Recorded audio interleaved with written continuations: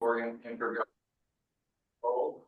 for Thursday, June 4th, 2026. First thing we're going to do is introductions, and we do have a new city councilor with us, Grant Walters from the city of Culver. So why don't we start with you, Grant? Okay, I am Grant Walter. Yeah, my family's poor, we couldn't afford the S. So, yeah, I've been in Culver now almost 2 years. I got involved with it because I grew up in Hackle. Oh. So small town is where I come from. And so I fell in love with Culver. My daughter moved us over, basically, my wife and I, and so I got involved with it, got in there, and I'm excited to see what's planned for the city of Culver right now. There's some things on the horizon that I think is going to impress a lot of people. But we also got to be careful we don't want to lose our small town feel. So, and I'm excited to be here. Welcome. We're thrilled that you're here. And he passed the first test, which he arrived without getting lost or found the building. Many of us sort of would still be driving around the parking lot. Well, I cheated because I've been to the sportsman show here. Oh, very good. Okay, all right. Welcome. Thank you. Hi, everyone. Matt Earl, Deschutes County, appointed for the underemployed and unemployed representative here. It's good to see everybody. I'm Christy Abbey, Councilor of the City of Metolius. John Nielsen, Rogan City Council and Vice Chair for Wisconsin. Susie Hermrick, Crook County Commissioner. Mark Sumner, Councilors, Prineville. Cheryl Pellerin, Councilor, City of Sisters. Mike Riley, Councilor, City of Bend, and Board Chair. Anna Bullock, I'm the Human Resources Director for COIC. Tammy Beatty, Executive Director. Michelle Williams, Deputy Director. It's like, what do I want to Budget do today? person. Kimberly Howell, Executive Coordinator. And then why don't we go to the members that are on with us virtually tonight, starting with you, Commissioner DeBone. Tony DeBone, Deschutes County Commissioner. Good evening, everyone. And Christine. Hi, everyone. Welcome to our new counselor, Christine McConnell from Visit Central Oregon. I serve as the Deschutes County seat for outdoor recreation and tourism. And Janice. Hi, this is Janice Curtis, and I am counselor for City of La Pine. Great. And I think that's all the members we have on virtually, right? Okay. Yes. We have one, I think, looks like we have Freddie. I'm assuming you're here for either just to observe or for public comment, which we'll get to in a little bit. Freddie. Ray, I know that you're going to be doing the audit with us. And then Lori, I'm not. She is providing the service story. Oh, okay. Sorry. Great. And then do we want to do a shout out for the Yes, team and then the folks in the back. Yeah. Sorry, When you're Sean mouthful, just. we're going to start with you. Chris, oh, yeah. Yeah, Sean Keithley, Director of Community and Economic Development for COIC. Erin Sullivan, Steam Resources for COIC. Ron Connor, Senior HR Generalist for COIC. Chris Schofield, Youth Education Manager, COIC. Thanks. It's great to see everybody. So we're going to start with the service story, and I think that's going to be you, Lori. And if I may do just a quick kudos to Lori. So we currently have part of the team out and unexpectedly, and an organization operates well when you can remove someone and it continues to thrive and continues to move forward. I just wanted to say thank you to Lori for her leadership. Thank you to her for just all the things that she brings to her day job, but just who she is as a leader in being able to show up in that space, not panic and just carry on. So Lori, we are super grateful to have you as part of the team and really grateful that you're here tonight to share about the Passport program. Thank you. Yeah, so for today, wanted to bring in a service story about a new program that we started as of the beginning of this program year. So we're kind of at the end of that program year. And so I just really wanted to share kind of what we were able to do. This is the first time we're really doing this on a big scale. Prior to this, we'd only done one little sort of trial cohort. So really excited about what we're able to accomplish this year. I wanted to share it with you all. Next slide, please. So just an overview of what I'm going to talk about is our goals with this program, kind of how we ran it, kind of our numbers, who was a part of it, and and then finally end with kind of a success story that kind of came from the program. Okay, so our goals, really the purpose of this program was to provide opportunity exposure for youth. So this was learning about careers, learning about entry-level jobs, learning about higher level jobs, learning just about what is available in Central Oregon for these kids who are in high school who are thinking about next steps. Should they find a job? Should they go into a trade? Should they go into college? So this was really just to show them what's available so that they can start thinking about their future. Another goal was also to expose the businesses to the sort of youth that we're working with. Often when we approach businesses for internships or just want to partner to do something for our youth, sometimes they're a little uncertain. They don't kind of know who we're working with or what those youth look like. So bringing those youth to the business, showing they're interested, they're invested, they're asking good questions, they're excited about their future really helps the businesses open their doors to work with more folks. And then finally, the real goal was to set up more internships, get to place more youth in our community at these local businesses so they can start learning and training and planning for their future careers. Next slide, please. So the process, how we ran through this was first to partner with a school entity. So either a single teacher or classroom, or with Ben Tech Academy, we actually partnered with the entire school. All of the juniors and seniors wound up having the opportunity to be a part of this program. When we partner with the school, we talk about what cohort, we set the schedule, and we plan transportation. So how many students, what sort of businesses are we visiting, when can we go, how is this going to fit into the school schedule, and how are we going to get them there? Next was to book the businesses and educational institutions. So reach out to the businesses that fit with what our goal was, with whatever the cohort was, whether it was construction or clean energy or something. Reach out to the businesses, set them up so that we can bring the students there.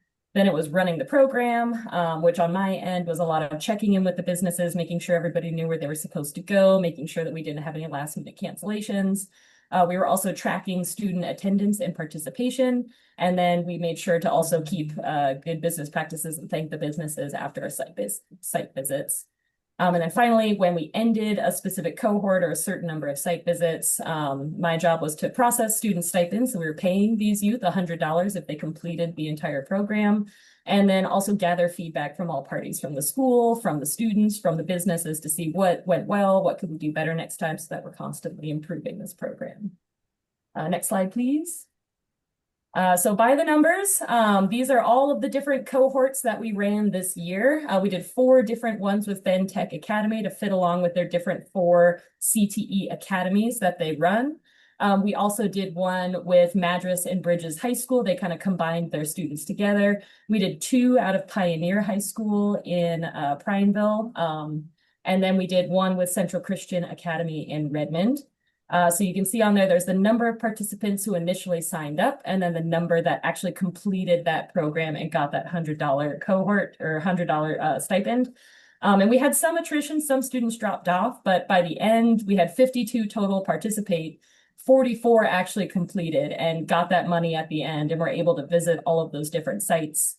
And the grant that we're using to pay these youth, the requirement for this year and next year was 37. So just in the first year, we've already surpassed our goal, and we're hoping to grow or continue this into next year.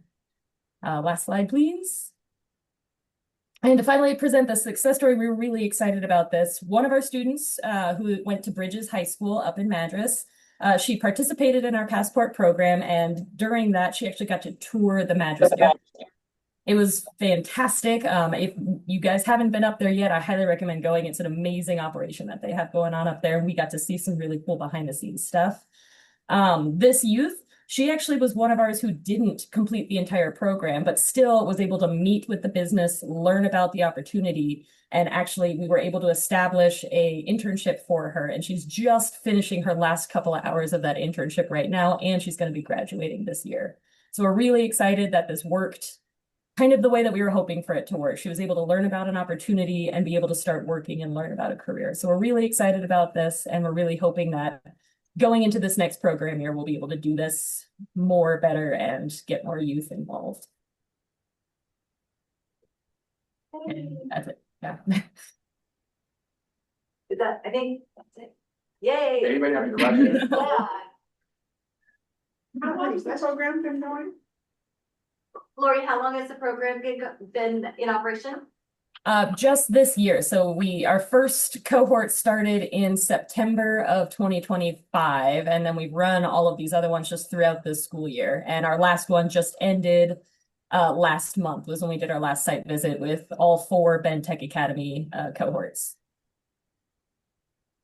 How are the different, thanks for this, Lori. It sounds like a really exciting program with great outcomes as well. How are the schools selected? Is there a rotation that's planned for maybe some of the other communities involved? And could you talk a little bit more about that? I'm sorry if you said it and I missed it.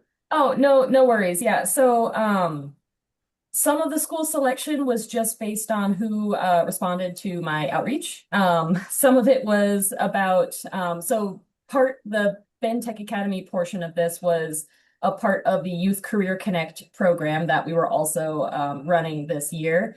And the plan with Youth Career Connect was to really focus on one school that was a little smaller and a little bit more able to try out something new just to see if this would work for this year. And then the plan was to expand, offer it to more schools, offer it to more students. We really wanted to make sure we were doing this well before blowing it up and offering it to a whole bunch of different students. And going into next year, we've already developed that great relationship with Ben Tech Academy, so we're probably going to keep moving forward with Ben Tech Academy. And for other schools and teachers, really the outreach is just word of mouth or me getting in touch with different classes or CTE programs or teachers who are interested in doing this and have a capacity in their schedule to participate. Thank you. Is there any criteria for the students? And I don't think you mentioned that yet. Anything specific, like is it a particular demographic or it's open to any student? Yeah, so the grant that we're using to pay the stipends and kind of enroll these students in is the Oregon Youth Employment Program grant. And it's a pretty loose on the requirements. They basically have to be an enrolled high school student and under the age of 21. Great. Awesome. On some of those, you said like construction or some type of a thing, but for Madras, and I think maybe Redmond, it was just general, were those all different types of businesses or what?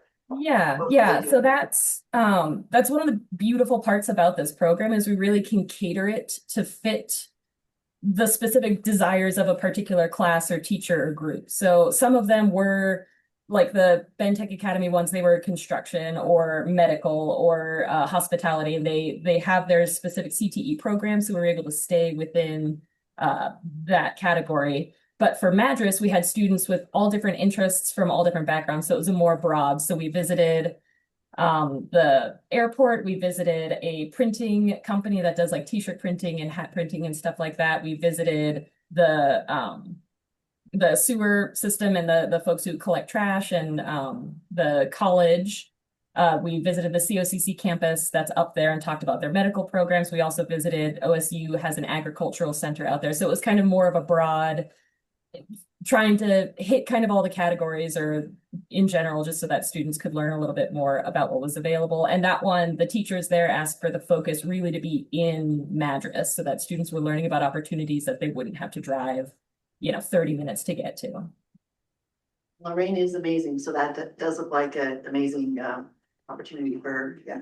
Yes. Yeah. No, Lorraine is fantastic. And actually a really cool piece about that intern that we have working there is one of her supervisors is somebody who was a prior intern through our program a few years ago who interned and then wound up getting a job there. And now she's like Lorraine's secondhand person. And now she's sort of mentoring and supervising this new intern. It's a really cool full circle thing.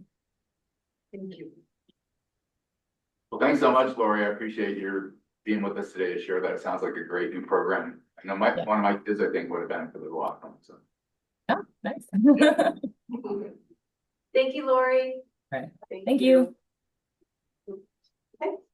Yeah, so I think the next item is the public comment. Freddie, did you actually have a public comment you wanted to share with us tonight? No, I'm just listening in tonight. Thank you. Yeah, great. Thanks for being here. You're always welcome to join us in person too. Yeah. We have a meal. That is enticing for sure. I may be at the next one. We can carpool. There you go. Okay, consent agenda. I haven't received a request for anything to be removed for further consideration, so you can take it as a slate if you'd like. I'll make a motion to approve consent agenda, Slater. Second, we have a second. I'll second. Oh, look at all the seconds. Yeah. We have a motion and a second. Any further discussion or questions? Twice. All right, all those in favor? Aye. Aye. Yvonne and Janice and Christine, great. Okay. Yep. So we're gonna move on. Michelle, I think, is running kind of she's the main act tonight on a variety of financial topics, along with our auditor, starting with COIC audit. So I don't know if you have some opening comments you want to make before we turn it over to Craig. I do really quickly. I just want to say we've been on an audit journey. And I want to say thank you to the board for your understanding and for your guidance through that. It has been challenging for us to be behind for all the reasons that we can say make sense, but at the end of the day, still behind. This concludes our audit journey and brings us current. And that feels pretty darn amazing. I want to say thank you for Michelle for not giving up and to her team for being okay when she's needed to have her head down. And for her leadership and ability to really wrangle all the things while continuing her regular duties as assigned. And in addition to that, Raymond, for you and your family, which has grown during that time as well, being our partner in crime, allowing us to really lean on you and push a bit, knowing that we had ourselves in a situation that we really needed some extra attention to. And really grateful for what you've been able to do in your firm to be able to support us in this journey. So Michelle, thank you so much for just your leadership and for staying in the saddle and getting us to where we are. And I'll turn it over to you. I don't have much besides thank you. We will not be in that position again going forward. So, and thank you to Raymond. Many phone calls, many emails back and forth. But we're here today to present an audit and I am excited for that. So yes, yeah. And the audit is in draft form. It will not change materially, but there are a couple of things in terms of some wordsmithing, a couple of small edits, typos. But in terms of the actual substance of the numbers and the audit itself will not be changing. And so this is the nature of that draft. Then we'll pass it over to Raymond.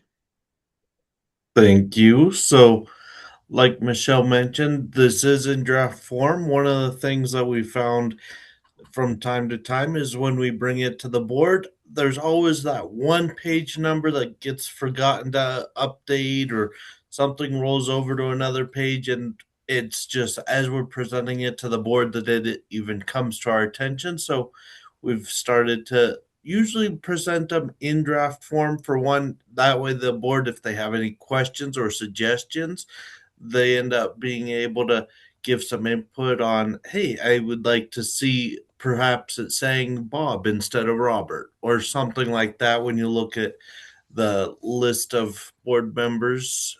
But with that, I'll go ahead and jump into the financial statements themselves. And so this year, or this audit, I shouldn't say year because we've sort of done a couple of them in this last year, but the audit of 2025, we ended up having it have a clean opinion similar to 2024. This is visible on page 6 of the PDF.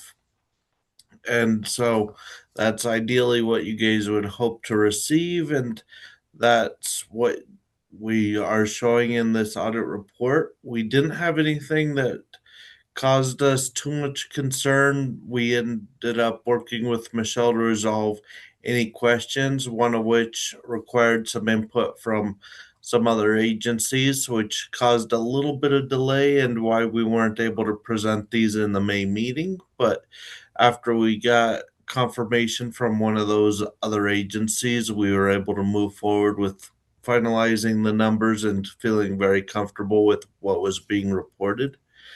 And so that was the general financial statements for the opinion on page 6 and 7. Then if we jump all the way down to page 43, this ends up being a report on compliance. The report on compliance is related to the single audit and the controls over the financial statements. Again, we don't have anything here that we thought needed to be brought to the board's attention. Essentially, the controls were operating as intended and was part of the reason why we were able to issue a clean opinion on the financial audit. Then we can keep going down.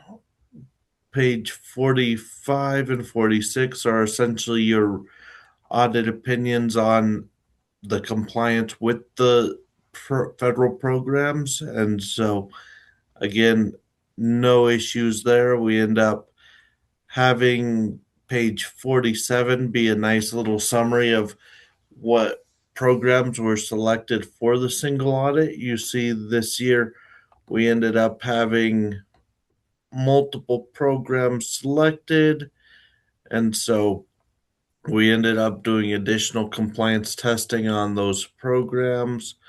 And you see at the bottom of, again, I'm giving PDF page numbers.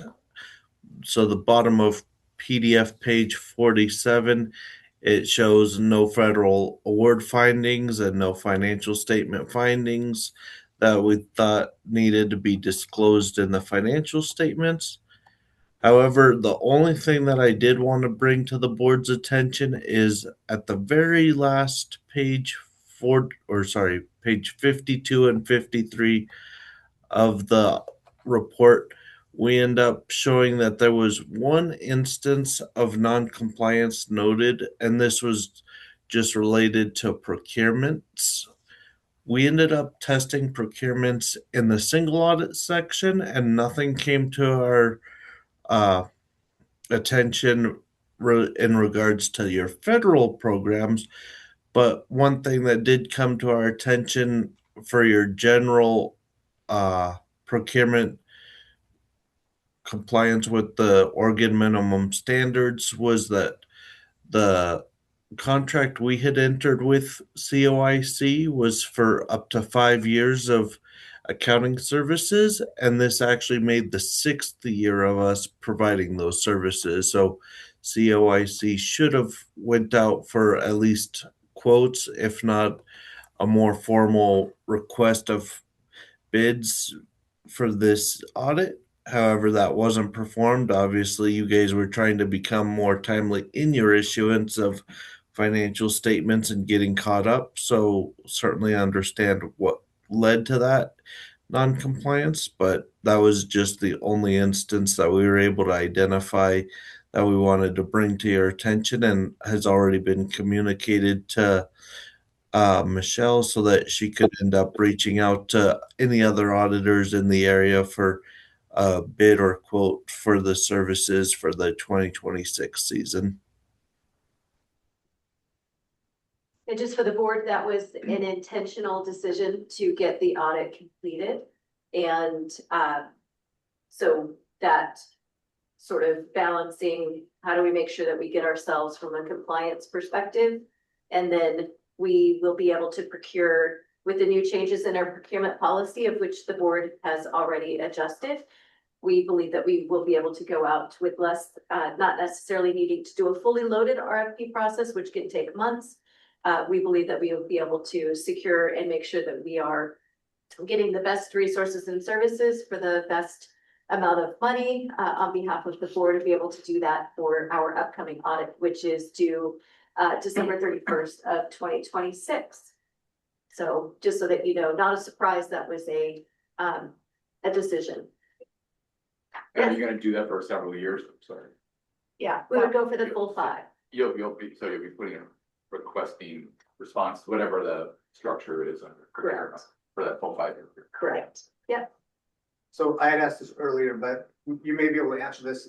Is to the finding itself, if the board had, if it had been requested of the board to extend the contract, could that have avoided the finding? Or are we required not to exceed 5 years? 5 years should have been the limitation. So we could not have been given the option to extend and approved it to avoid the finding, I guess. Is that correct? Correct. Okay. Good answer. Essentially, Yeah. the way the agreement initially was drawn up was 3 years, and technically the last 2 years were optional. And so that's where the board certainly could choose, okay, we want to extend it, but only up to the 5, and then it's an obligated going back out for bid, unless you guys cited something such as emergency or sole source, but those weren't documented either. So it could have been done, it just would have been a lot more paper. Essentially, yep. Okay. And done ahead of time, essentially.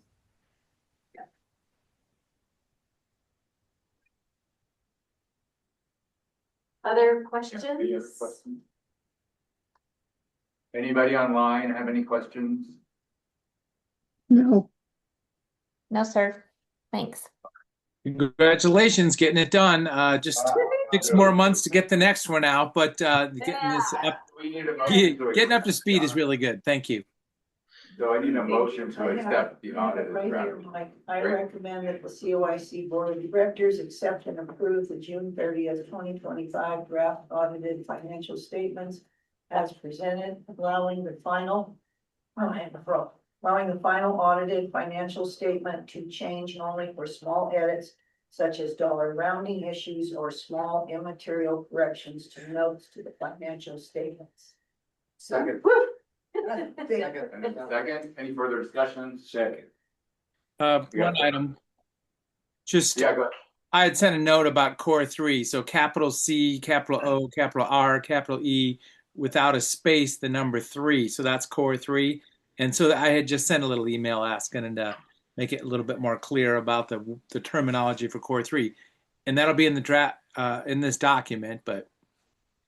Thank you for that. Yeah, thank you, Commissioner DeBonne, and I did send that through this afternoon, so we'll make sure that gets corrected between the draft and the final. Great, thank you. Great. Okay, let's move on to the supplemental budget. Okay. Need to vote. Oh, yeah. No, all those in, sorry, thank you very much. All those in favor? Aye. Aye. Anybody opposed? Aye. Okay, motion passes. Thank you, Raymond. Thank you, Raymond. We really appreciate you. Yeah, thanks for helping us get here, Raymond. Thank you, and congratulations on being caught up. And Michelle, I now know you have a whole 3 weeks of downtime, so use it wisely and look forward to getting started on the next one. Thank you. Nice work, team.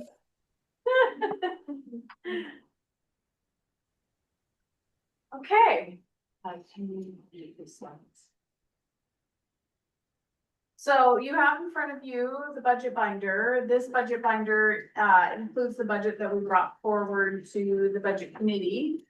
We also have some potential changes that we want to talk about outside of what's actually printed in this budget binder. So I wasn't necessarily going to go through the budget binder page by page and spend a ton of time going through it, but I did want to hit some high level budget stuff and then kind of go into some of the things that we need guidance from the board on to make some decisions. Did you want him? Sure. Okay. Oh, apparently I have a big head nowadays. Since the last time we wore these. Yes. So these are, so she's the real boss.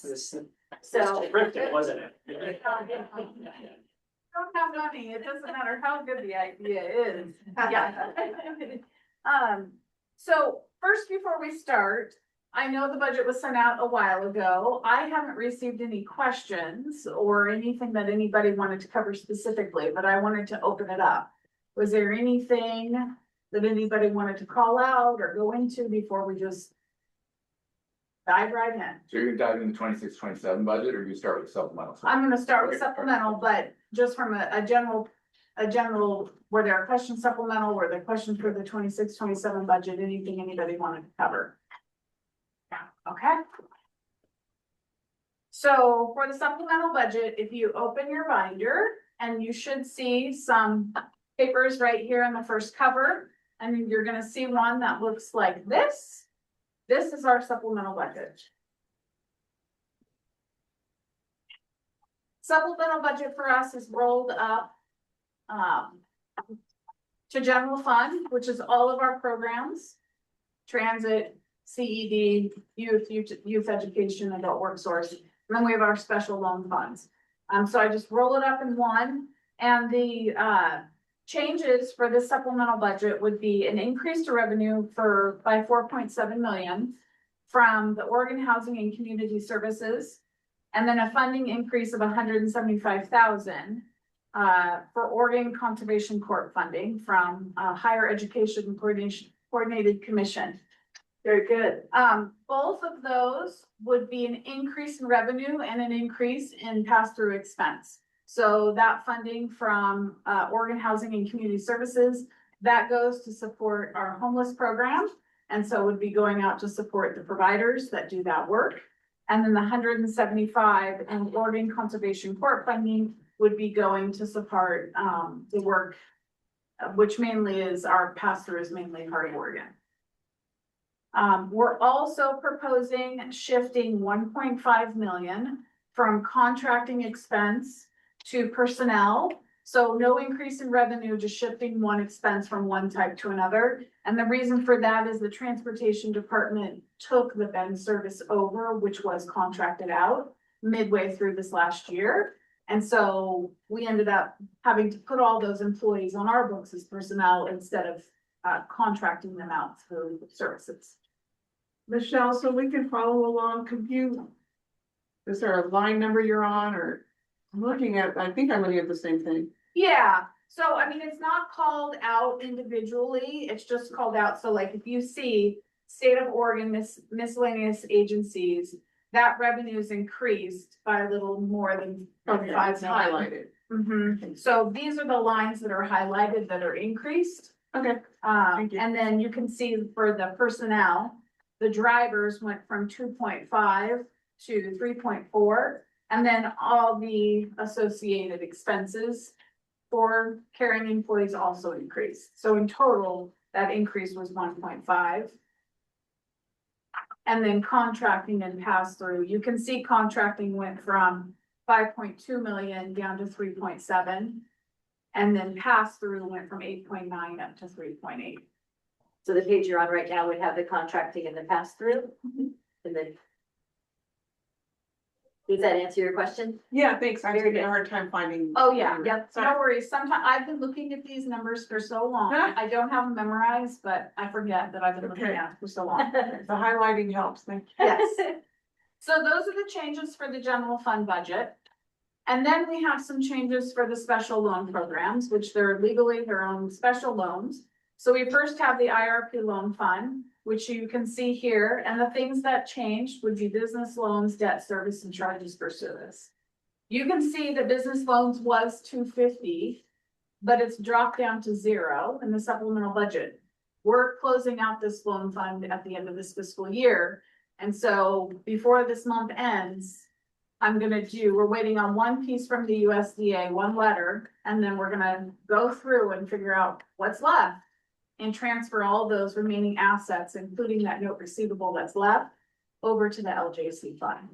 So we wouldn't have any loans here, but our debt service had to increase to pay off that note payable. So it went from 109 to 400,000.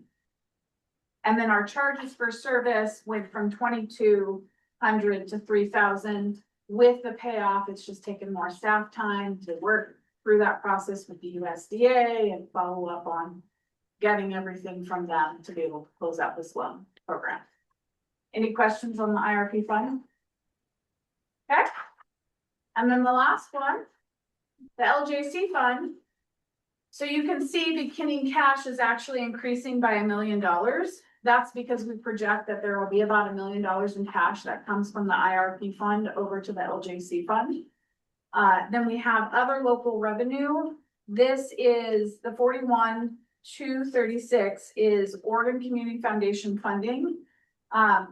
This loan fund does not have a ton of large loans in it, so very little interest revenue.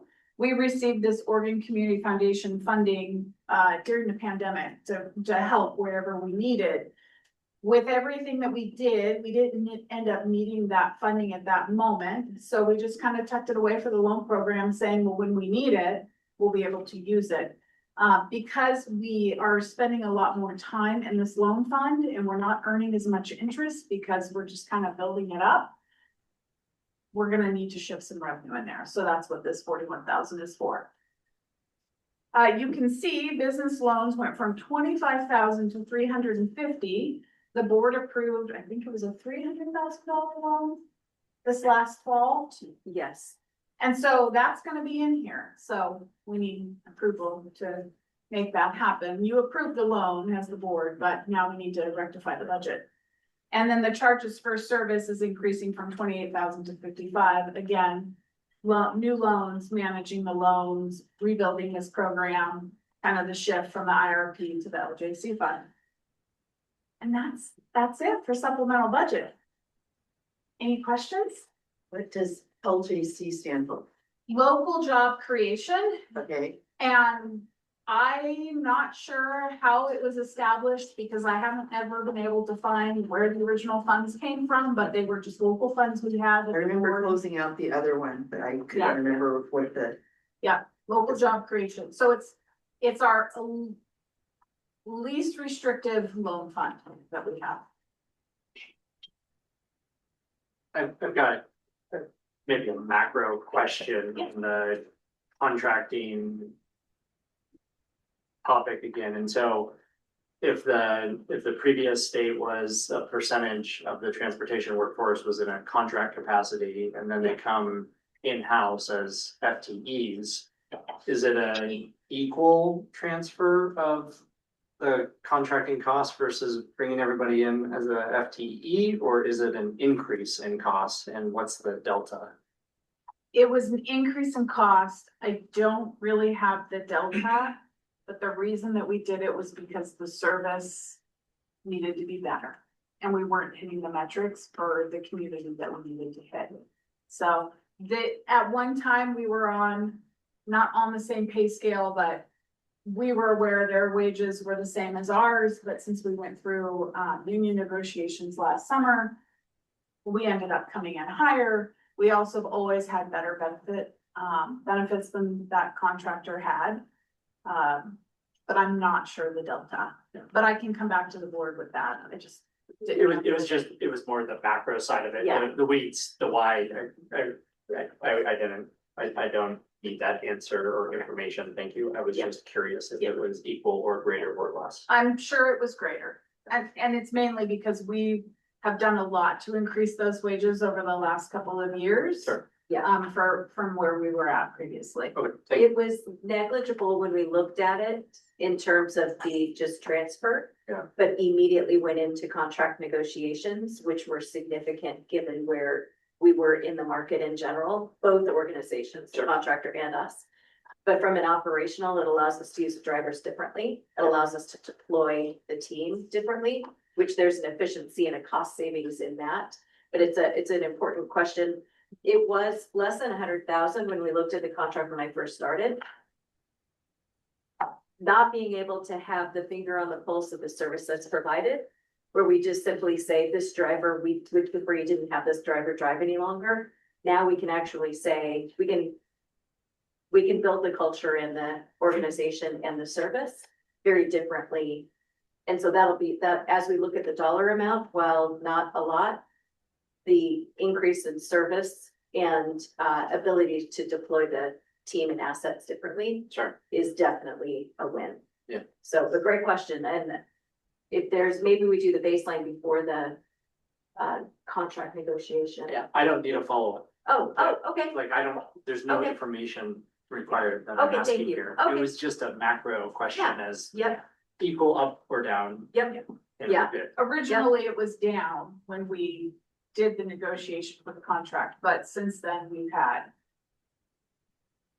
several adjustments on the union representative side. Sure. Yeah. So, Can you explain the pass-through Yeah. and I don't understand that very. Yeah, so not all of our funding, but some of our funding, it goes to support direct service that we don't provide. So we're basically a funding clearinghouse.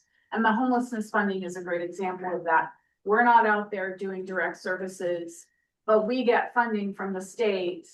There's a certain portion of it that we keep to support our team to make sure that there's compliance reviews, there's reporting, there's building resources or having the meetings to make sure we're building something. And then the rest of the funding goes out to those providers, Shepherd's House, Neighbor Impact, to really help do the work at the ground level. Okay, that makes sense to me. Yeah. Thank you. And if we're looking for something, like if we're looking to hire somebody to do Ben Transit for us, that would be a contractor. Versus if it's really going to support a core mission and we're just kind of inserted into that core mission. That help? It does. Thank you. Perfect. Great question. Can I ask one, non-budget question, but before I forget? So, in terms of the loan funds and kind of the economic development piece, we had several conversations many months back about kind of making some tweaks to make that program a little bit more user-friendly, and I know we've moved some funds to remove some of the restrictions on funds. When can we expect an update on kind of the product line, or you're already looking behind this way? No, so I was just looking at Sean because that's on Patrick's list of things to do to pull the team together and to be looking at how do we best deploy the resources that we have to meet the need in the region. And so that would September, do you think? Yep, that's accurate. Okay, yep. So all of those things build the template for what do we have as resources to work with and what are the boundaries within the dollars. So September, we can have Patrick back. Okay, groovy. Yeah. All right, any further questions about the supplemental budget? And if not, I'll entertain a motion. There's actually two. One is adopting and one is appropriating. Yeah. Towards the end of your whole packet. Mark's ready. Mark's ready. All right. Hey, do you want to draw? I move that the COIC Board of Directors approve and adopt resolution 374 and 375, adopting the supplemental budget for fiscal year 2025 through 2026 and make supplemental appropriations with a general fund total of $70,989,237 and a special fund total of $6,083,843 to be filed with the Oregon State Department of Revenue on or before July 15, 2026. I'll second. Any further discussion? All those in favor? Hi. Aye. Aye. Did I hear you, Commissioner DeBonne? He's giving you a thumbs up. He's giving a thumbs up. Perfect, Yeah. all right. Yes. Yes. And then I think we have to do the second motion too, right? Yep. Okay, you want to do that? Two motions? He's ready. Yeah. I'm ready. I move that COIC Board of Directors approve and adopt resolutions 376 and 377, adopting the budget for fiscal year 2026 to 2027 to make appropriations with the general fund No, total. Oh, wait, are we getting ahead of ourselves? Yeah, you're getting ahead. So keep, Yeah, so I he already did 374 and So there's only 375. one resolution, one motion for the, For both supplemental budget. Okay. Yeah. So this will okay, be, you're all teed up, this will be after we. Yeah. All right, there you go. You know, Crook County is prepared. You guys are- Love it. Ask that budget. So back to you, Michelle. So. Quick overview of where we're headed today. So budget overview, then we'll go into class and comp update, options for compensation adjustments, and then the board decision on the budget and approval.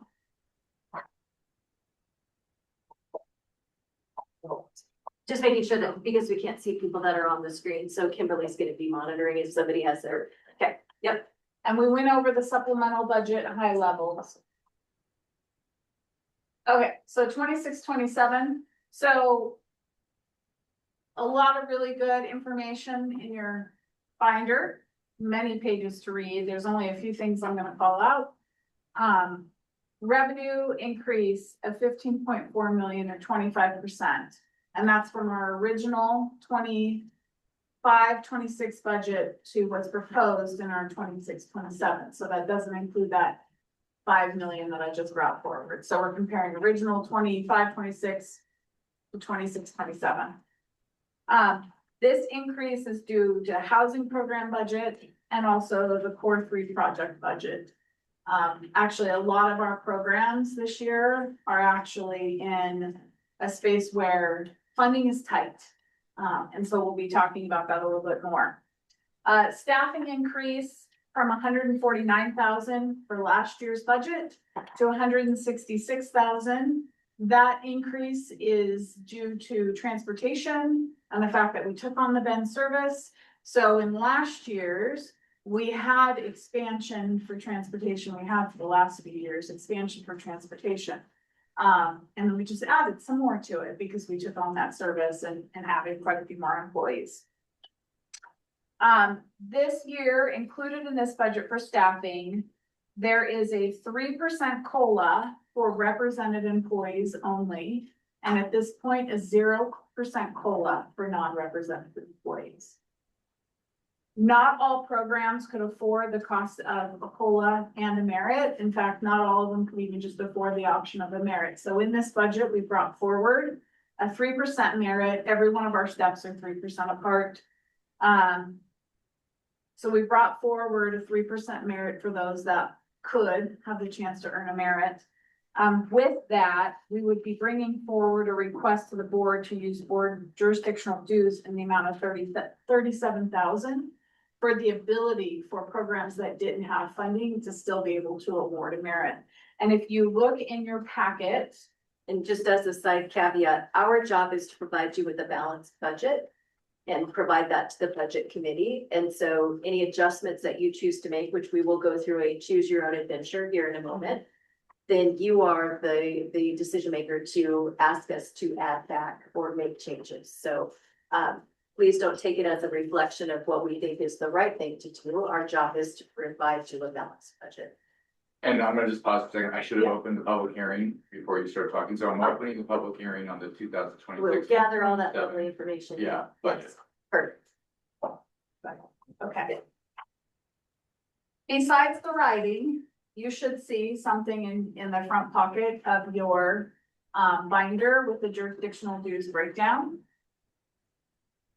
And so you can see the jurisdictional dues for 26, 27, and this is all, every year we get 70,000 of jurisdictional dues that are assessed to the jurisdictions. And how that's broken up is based on population, so it changes slightly. And then whatever we don't use from the previous fiscal year, of course, rolls over to the next fiscal year.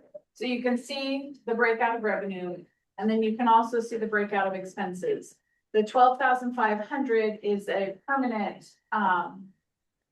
allocation to the project and program development fund for the executive director. And then while it's not permanent, CED uses this funding as match for a lot of their programs where they don't have local match, or they use it as seed funds to be able to find new funds. So that 40,000 has been 40,000 for this program for pretty much as long as I've been here. And then for the other breakout, this is for a 3% merit. These are the departments that didn't have the funding to make that merit happen. And so you can see it's the Community Economic Development Department, it's the Youth Workforce Department, and it's the Adult Workforce Department. Any questions on that before I? So essentially the ask is that we would be asking you to invest some of your unrestricted dues to be able to offset so that every department and each individual that is based on performance and eligibility would be able to receive a merit at 3%. Okay, okay. What, sorry, while we're on that, Yeah. and this might be covered later, is the merit separate from a step or is it included in a future step conversation? That is the step. That is a step. And so our steps are 3% apart. So if they are eligible for a step increase, that merit amount would be 3%. And is there any tenure that's tied to a step? In terms of longevity, so we do have longevity pay, it's very small. And that is one of the choose your own adventures as to a potential change in our longevity pay, in how we look at building a package of benefits for employees going forward. So you're teeing us up. Yeah. Thank you. Yes, thank you. Can I just make a note on this? We don't have to make any decisions about it tonight, but there was some discussion in the past, and I think at the budget committee meeting Yes. as well, but again, tonight's the executive committee meeting before this, we talked about asking staff to come back with some proposals about looking at jurisdictional dues for future years. This is really the only pot of unrestricted revenue, really unrestricted revenue that COIC has to work with. And when you compare, there's a document in here that also looks at some comparison to similar organizations across the state. Sort of the punchline from it, I think essentially is that we're generating a lot less revenue this way than most other like organizations are across the state. So we're asking staff to come back with some alternatives to propose for the fiscal year 27-28 budget. So in the spring of next year is when that discussion will happen, but wanting the current board that's seated now that has a little more background to make the decision about all this by the end of this year, because it always takes 2 to 3 months to fully seat a full board, and then you're almost into the budget process. So our recommendation is that this board wrestle with this bit and adopt a new plan going forward. And there'll be a lot of discussion about how and how much and transition, do we need a transition period, all that sort of stuff, and even if we're gonna change it at all. Yeah. So, but that's what we've asked actually. Thank you for that. So that'll be in the fall as well. Can I ask a question on how the Please. dues are established? So we back into a finite number and we base it on population. So the number was 50,000 until I believe 2018. 2019, yeah. And then the board made a decision to add 20,000. I was not here during that time, so I'm not entirely sure what it was based on, but essentially we back into a number. And then it's proportionate in terms of population. So there's a chance that number could expand as It could, and I think a case can be made, okay, so have we grown as a region? Yes. Yeah. We use those dollars to sit in your community alongside your community and develop, dream, ponder, whatever it is that you might be thinking of wanting to do. And then we go hunt, find, gather, and try to get dollars to bring to the community. We don't have a place where we can bill for that. We also use it, as mentioned, for match, meaning we use those dollars to draw in more dollars. So there's a direct correlation between what investment is made there for our local jurisdictions and what we can continue to do for you. But also not lost on us that you all are in a budgetary confined budgets at the same time. And so to a Metolius and a Culver, an extra $1,000 or something, or even 500 matters. We look at that too, because that's the cost of us having, $300 or $250 for dinner. And so we're not unlike, we're thinking about that too. And so that'll be the conversation of how do we do that? When do we do that? What does that look like? And for what value will you be able to anticipate for that too? Does that help? Thank you, yes. You betcha. Yeah, sorry, there's a lot of questions from this side. Yeah. Does no, that mean the current finite number is 70, if I understood the 70, math? and we back into it. Okay. So with all the growth, So when you established that before, did just the council here establish it, or did they get feedback from their home councils or whatever? I was not here during that time. And I think there's been, in my understanding from previous leadership, is that there's been a sensitivity to asking members for contribution and investment into COIC. There's a risk in that because we can't hunt and gather and bring in more if we don't have a place to bill that time to be able to use that staff power.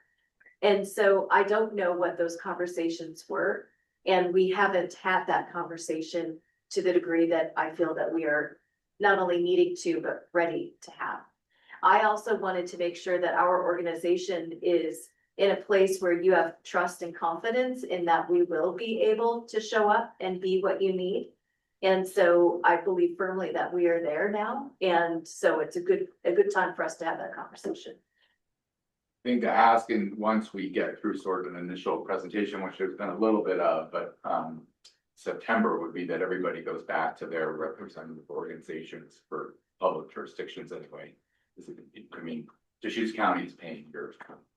Yeah. So, and then we all go back and say, hey, this is the discussion, and this is either this is what's being considered by the COIC board, or this is our recommendation, I guess, and put it back so we can then keep talking about it. We will do it together. And we also don't want to harm any of our members either. So, and all of your voices are the exact same weight.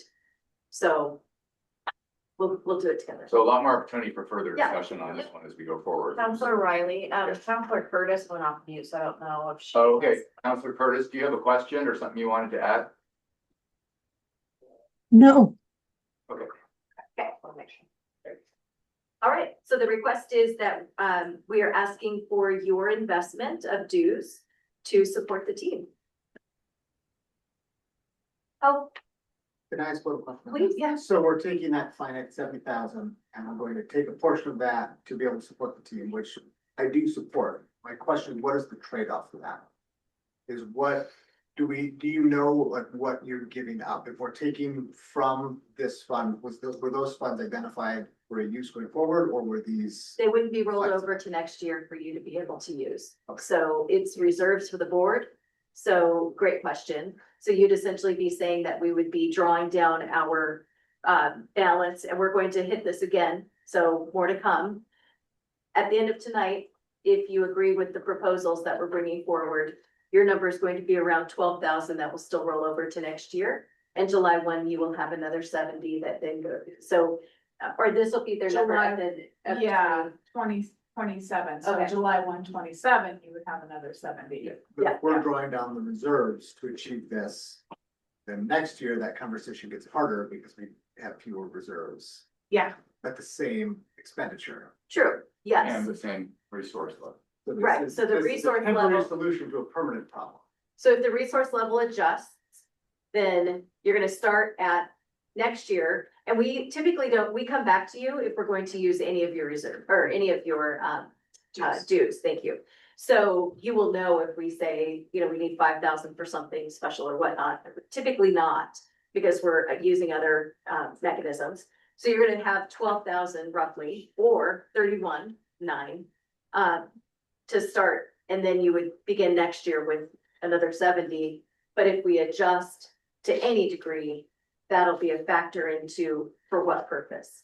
And just as a factoid, in our original articles of incorporation of how we established COIC, it was that the counties, that was established in 72 by the counties, that they would pay for the administrative function, so the administrative person to operate COIC. And so to what degree that 50 just carried on through decades, I'm not sure, and then gets adjusted to 70 to your question, I'm not sure. But that's what the original intent was that there'd be some contribution to the actual operation of your council of governments to do the thing that you need it to do. So I think it is in line with where the reason we were set up the way that we are. But a good question for next year. Adds to the need to push to adjust dues. Yeah, Because otherwise this is a problem that's not gonna go away. and we also, Balance is gonna get smaller. I would say that we haven't always asked for what it costs for us to do the work. There are times where we've shied from saying this is what it costs to have a professional, trained, fully loaded staff come and sit next to you to do the things that we do. And we are no longer shying from that. There are times where we won't be the best bang for the buck because we can't be. And so I don't want us to jeopardize our ability to care for the team that is showing up every day so that we can be a great reduction in costs to another organization that might have more opportunity to go out and try to backfill that, if that makes sense. So there are a number of things that all fit into that, but you're right. Tonight's conversation is going to be about some one-time funds that are ongoing costs. Hence we brought you a balanced budget, and then we're going to be on a journey together here in a few minutes. Right, so let's keep moving, because I think we probably will circle back a little bit. Yep. Get to the discussion about where. So health insurance rates, I'm happy to inform, we're expecting flat. So it looks like a decrease when you compare last year's budget to this year's budget. But we expected health insurance rates to increase last year, so really we're gonna be flat. They didn't end up increasing, or it was minimal. Materials and service increase due to growth with COIC, with the transportation department, the housing program budget mainly pass through, and then also the 4-3 budget. COIC will end up having layoffs this year. In total, we'll have around 5 layoffs. And this is where it gets to where certain departments, the funding to support that level of work has just, it's dropped. And either they're actively looking for additional funding, but a lot of those sources are kind of becoming less prevalent than they have been. So these layoffs will be from the youth education department, the youth workforce department, and the adult workforce department. And of the 5, we've already had 2 of the layoffs occur. So for our newer member, Counselor Walter, we are entirely grant and contract funded. So we don't have the ability to take a department's funding and put it into another department. Think of it as we operate distinct business lines. And so that movement of funding is non-existent. So we can be increasing and decreasing at the same time, which is not unlike traditional local government, but does feel a little challenging to the general public of how could that be? Does that mean that work, part of that work is no longer being done? Like, is there another entity that has that funding, or? So right now we are seeing a reduction. So EC Works came before our board a handful of months ago and said that there is, for the Workforce Investment Opportunity Act, the funding that is the federal funding and the state funding, those dollars are not increasing, they're decreasing. And we also were not, the state legislature did not provide funding for the Oregon Conservation Corps, the Central Oregon Wildfire Reduction program. So that as well, I mean, it's a multitude of things. It's ridiculous. All the whole thing is ridiculous. Yeah, and so we do anticipate that we're gonna have a reduction and then dollars again, probably at the end of 27. So again, this is one of those hitches in the giddy up. And then the other question around education, each one of the school districts is trying very much to do more on their own campuses. And we are referral only into our youth education program. And so our referrals are down. And so when referrals are down, our dollars are down and the need is down. And so we're trying to right size, what does that look like? Well, at the same time, you might recall last year's budget, we took a risk, a calculated risk, that the numbers in La Pine were down, but we felt like that if we continued that program, we might be able to grow. And now we are seeing a lot of growth in that area. So we've run the tape on, do we keep the staffing and take the risk of potential growth? And there's just a small delta.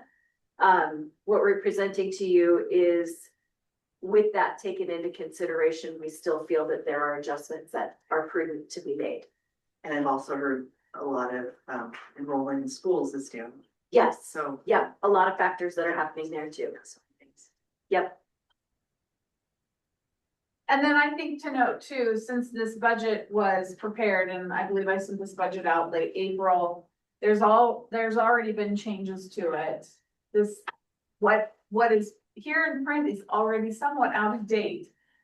Just from how different departments operate. So for some examples, you know, the CED department thought they were gonna receive an ODOT grant for 120,000. Of that 120,000, 45 of it was to support staffing.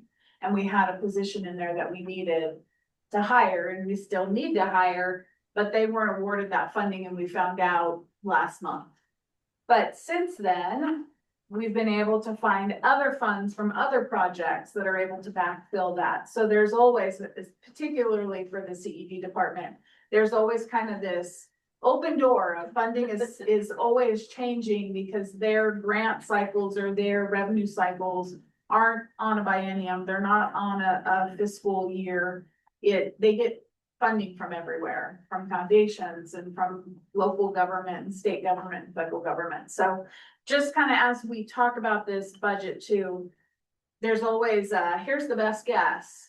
And then that best guess usually always ends up being wrong. So the adult program, and also just to give you an idea too, the adult program, we just recently received our first round of funding allocated to the Central Oregon region from East Cascade Workforce Investment Board.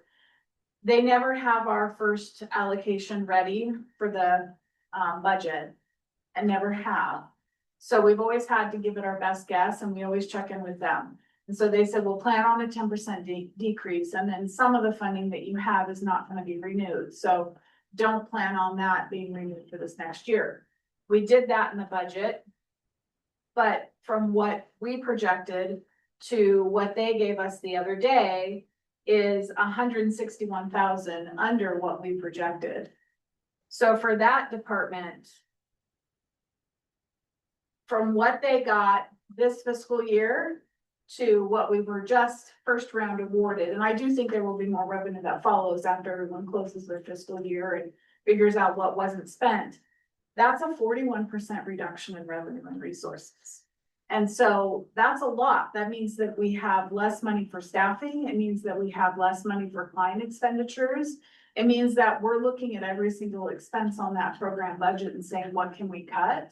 So we can make sure that we actually have funding to serve those clients. And then for the youth workforce department, again, first round allocation funding was 110,000 less than what we had projected. And we did do a 10% cut across the board. And we also took out the revenue sources that we for sure knew were not going to be renewed from the state. And that for them, from what they have currently in the current budget to what they have awarded for this potential next year, that's a 22% decrease. So again, it's looking at staffing, it's being really creative. The presentation that Lori did on that program, I remember us sitting down and saying, we don't have a lot of money to pay kids an hourly rate, and we always prefer to pay them an hourly rate at $15, $16 an hour.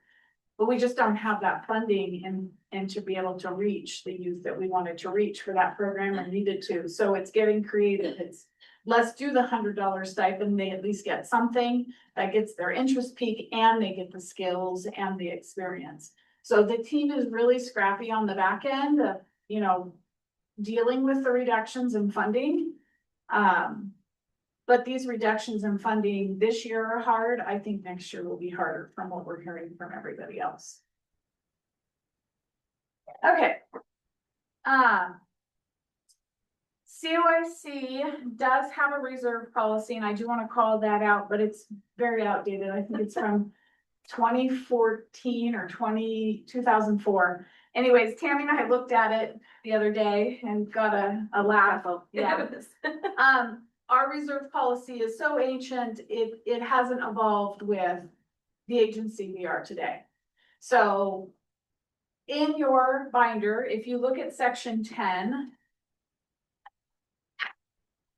since I've joined COIC about 10 years ago, I've always kind of called out cash flow needs, and it's in section 10. And so you can see, if I can get there. The first page is just words, second page is the graph. So you can see what I estimate our fund balance to be by program. And then you can see what the necessary reserves would be based on their budgeted expenditures. We mainly are reimbursement based for all of our grants and our contracts. So we're floating the feds, we're floating the state, we're floating local government. Sometimes we're floating nonprofits. And that float ranges from 2 months to 6 months, sometimes even longer than that. And so for us, the goal is not to take debt out to be able to cover cash flow. That's where our reserves come into place. And so you can see based on this year's budget, employment and training, they bill every month.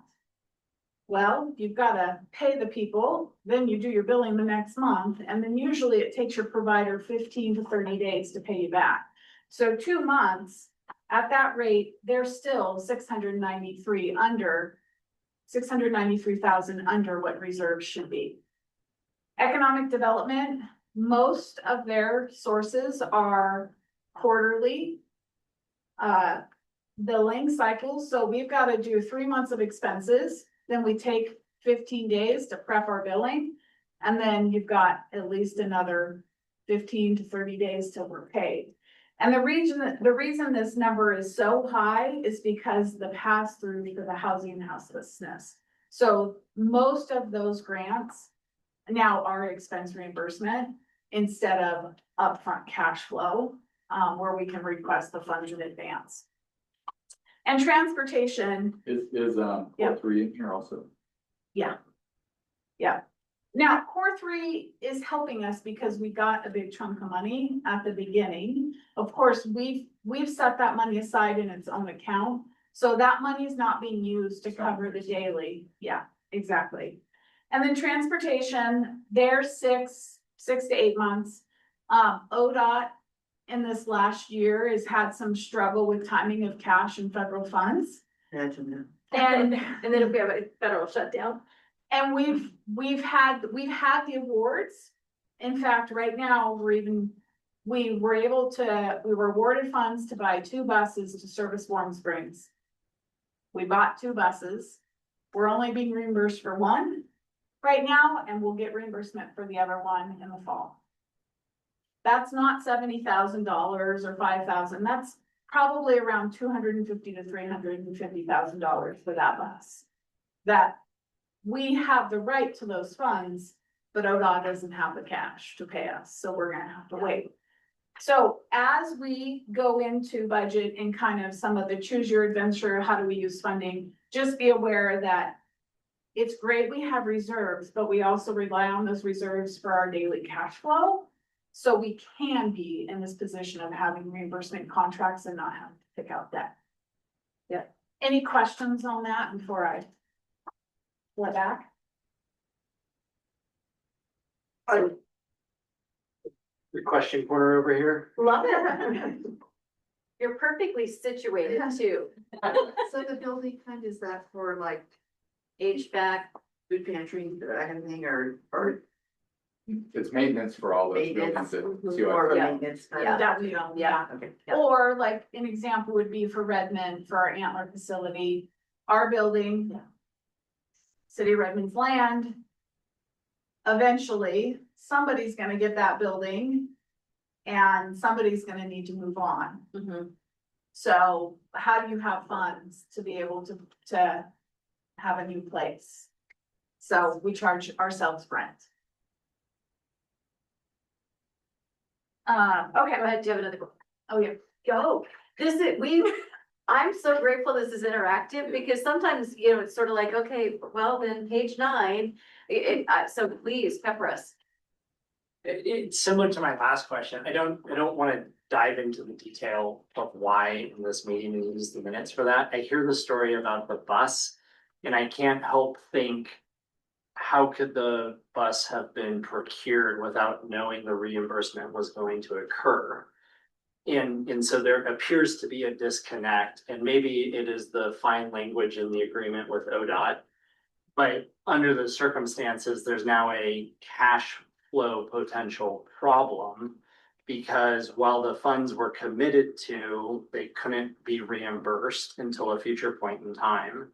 And so I know that's an acute example that I'm picking out, and I don't want to go into the why, but if that scenario were to replicate itself, it explodes. And I don't really think that's a board decision to comment on. Sure. But I'll share it as an observation, is that maybe there's something to look at internally. Because if that were to happen again in lots of scenarios, then it would eat up the reserves very quickly. Yeah.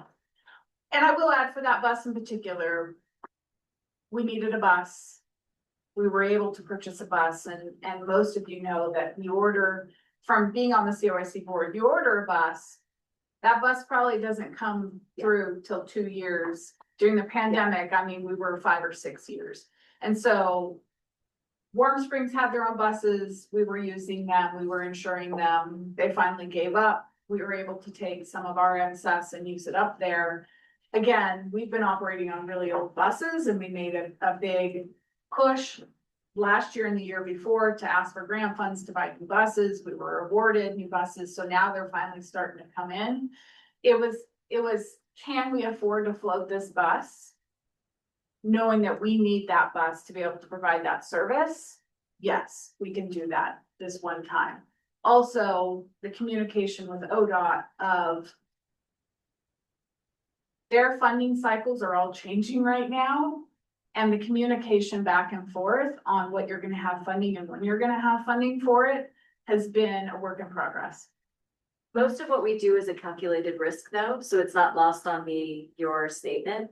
Not unlike when having a self-insured health plan, if you spend down too far and you have a really, really bad year, doesn't matter what stop loss, doesn't matter what happened, you have too many claims. So it's all a calculated risk. It's the nature of, I mean, it's not ideal. I would not go out and set up a business this way and say, I've got a great idea. But in order for us to serve the need, we are constantly weighing all those internal factors, which is why when we celebrate the talent, that's what the team's constantly doing, because each department is living in that space.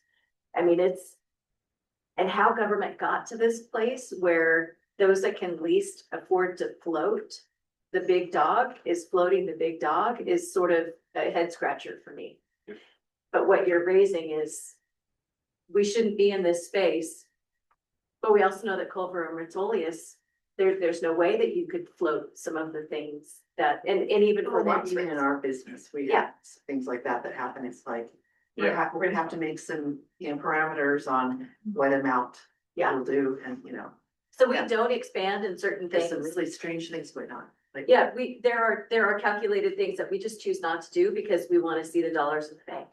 And so, and the state would be a perfect example. Until we have that contract and we see the dollars, we're not going to award contracts. We're not going to start paying. We're not going to upfront. No matter the pain that the entity might be feeling, we have a responsibility to make sure that we're still. Well, there's been this big change after all the COVID money thrown out. I mean, everybody's jerk response to that. Yeah. But it's a great. So I do want to just keep us, Yep, I know that yep. we have some pretty meaty stuff to get into on a kind of COLA and personnel Yep, cost yep, stuff, yep. and I want to make sure that we have adequate time, and right now we have 40 minutes left. Okay, of the meeting, so. I'm rolling Just- through fast, yeah. yep. So then I think really quick, there's some few opportunities in front of COIC. We're currently in negotiations with East Cascade Workforce Investment Board. We are Region 10, so Central Oregon is Region 10. We are the provider for WorkSource services for both adult and youth in this region. Region 11 was a different provider, and they are switching providers. They are in contract negotiations with us right now for us to take that region over. We used to be the contract provider for that region many years ago, and decided that we would concentrate on Region 10 and not Region 11, Klamath Falls. And so now we're working through that process. It would be a benefit to COIC in the fact that because for our Region 10 budgets, the funding has diminished, we'd be able to take costs for Region 10 and actually deploy those to support both regions we would have some in-person personnel down there, but we also would have management, administrative, really good support network for the in Klamath Falls staff to lean on for the region within Region 10, so central. Core 3 budget, 11.6 million in resources, 11.4 in construction, related capital costs, and about 166 in staffing. That is the general fund budget. And if you wanted to see Core 3 in detail, in that front packet, you have this, which lays out Core 3. Our Core 3 budget committee representative did approve the Core 3 budget and recommended to move it forward to the board. And then we go into special loan funds. Any questions on the general fund before we go to special loans? Okay. EDA budget. So this is, okay. EDA budget, 3.5 million in resources. This is our Economic Development and Administration Loan Fund. It'd be 400K in new loans, about 204,000 in charges for service. There really is staffing to support that level.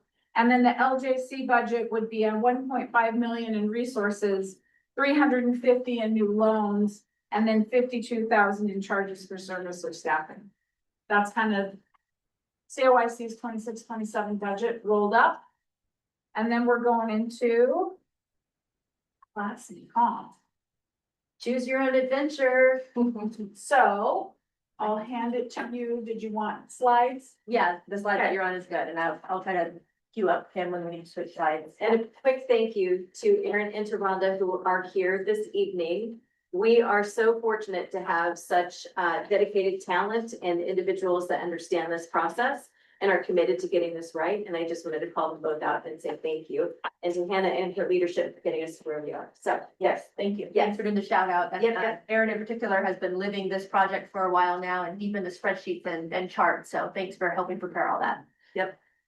Okay, so in the interest of time, I'm gonna do a very high level overview of the project, specifically some context, if you haven't already heard what the project was entailing, a little bit about the methodology, very broad view of some of the findings, really the key findings. We're not gonna get into individual line items or anything like that. And then the part that everyone's always most excited about is numbers, and I'll hand it back to Michelle when we get to that part. So first off, this project was initiated to ensure that the compensation practices for COIC remain competitive, to look at equity, sustainability, and that we're aligning with our strategic goals in our strategic plan that's been developed. This is the first time that a class and comp study of this nature has been done for COIC that we are aware of or could. And so we really didn't have, like Tammy mentioned earlier, didn't really have a baseline to go off of. And so it really was digging deep and starting from scratch and looking at every single aspect that would be involved in this. Of course, researching and using legal counsel and other sources to develop that methodology. The other items I wanted to mention that are important is that this was not intended, this project is not a one-time compensation review. It's really meant to be the foundational work so that we can repeat this process in the future and that we don't end up in a situation again where we're having to look at such a wide gap or some of the funding things that we're talking about over time being sort of trailing the need too far. This project also is primarily focused on just the non-represented position right now. The reason for that is that we've already made pretty significant adjustments with our CBA bargaining as well as a couple out of cycle increases for union represented employees, and that's specifically under the umbrella of transportation. There are some transportation positions that are non-represented, namely the management staff that are included in this study. And this study will set that foundational work for the future management of compensation at COIC. And then we can switch to the methodology slide. This review was built around deliberate methodology. The goal for us was to be able to have confidence in both the data that we're collecting, how accurate it is, and then the resulting recommendations that we're bringing forward to you as our board. As far as looking at the comparators and data sources, we looked at a variety of sources that aligned with the position each department, and then each unique business line. So as all of you know, as board members, we do operate a lot of different things under the umbrella of COIC. It's not just one type of work, and so we really had to spend a lot of time on the project researching that and making sure that we're using comps that are accurate for that work that we're doing. That also involved reviewing the job descriptions at a really detailed level with our management teams. Those job descriptions, again, a little bit of deferred maintenance for us as an organization. Some of those hadn't been touched in quite a while. And so there was there was a shift from what was on paper and what was really happening. And so we really needed to make sure that that was accurate and complete to the best that we could before we go out and try to compare that out on the market. As far as relevant comps, we really looked at the job function. So we're pulling the detail of that job description and what is the nature of the work, the complexity and all the details, and finding comps that match that in each business line, not just looking at the title, for example, of jobs, because that isn't always the same thing when you really do a deeper dive. So that was a bit about the methodology of the comps. And then we also looked at benefits, particularly the value of the health insurance was an important one that we felt needed to be reviewed in detail, and some total comp. And I'm going to talk mostly about vacation today, get to the results and findings.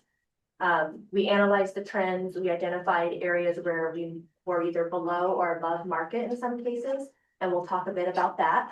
And then when we looked at the benefits and health insurance, that did increase our competitive value in comparison to the market than if we looked at just salary numbers alone. And so what that means is that the health insurance plan that COIC has is pretty good. And when you look at comparable organizations, generally speaking, we're at least as good as their health package or better. So there is a little bit of adjustment that's already been included in that in our numbers.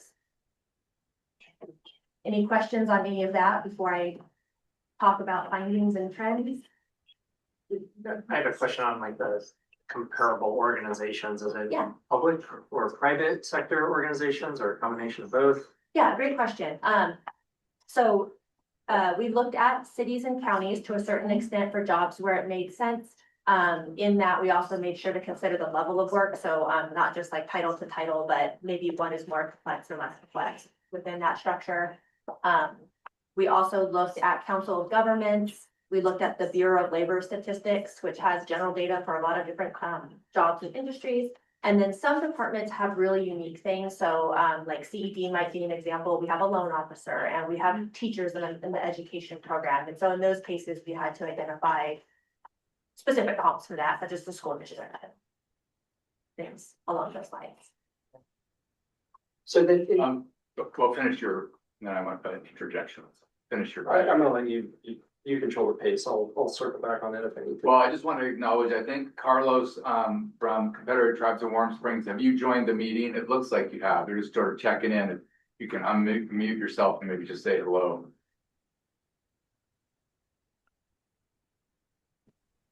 Hello, how's it going? I finally got in cell service. I traveled up to Washington and had no service, so I wasn't able to get on at 5:30. But glad to be here with all of you. Wonderful Great. to have you. Yeah, welcome, Carlos. Okay, sorry. Any other comments or can you? Okay. So work that we've completed to date on the project, we've collected the data, including the market comps, and started benchmarking to identify the trends. We've also looked at things like internal alignment, evaluating the market competitiveness across the different positions and departments. One thing about COIC is we do have to be careful. The department data may be such, but we still are one organization. And so we're wanting to look at the big picture as well. And then internal audits, and this has been ongoing for the last several years, really have already addressed pay equity considerations, and we have made some adjustments where needed. So we're not waiting on those things. Those are legal things that we need to make sure we're doing, and that work is happening in real time. We've also done some foundational work, identifying what our compensation philosophy will be. We spoke about previously, and we'll be bringing that forward in the future. And then talking about how do we level jobs within the organization, create new structures within the pay scale, and all of the really more gritty parts of figuring out the puzzle of how this all looks for the future. We can switch to talk about findings. Overall for COIC, and we're going to look at a couple graphs here in a minute. There are mixed results, but there are a good portion of positions where the top steps of our COIC scale are above market. And so when we talk about maybe some of the messaging or things that we've heard over the last couple, years about, are we under market in general? Are we underpaying people? Part of the finding here is not necessarily. In some cases, we are under market, and we'll talk about particularly at our entry level steps, that tends to be more of an issue.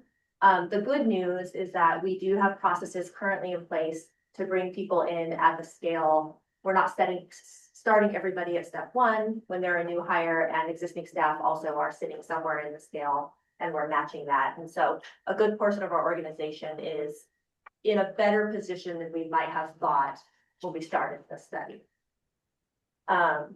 As far as trends, more entry level or like some of our assistant level or specialist jobs do tend to be more competitive with the market overall. And then as you look at what is the existing grade structure and you get into the more technical, professional and senior management positions, that's where you'll see that trend flip.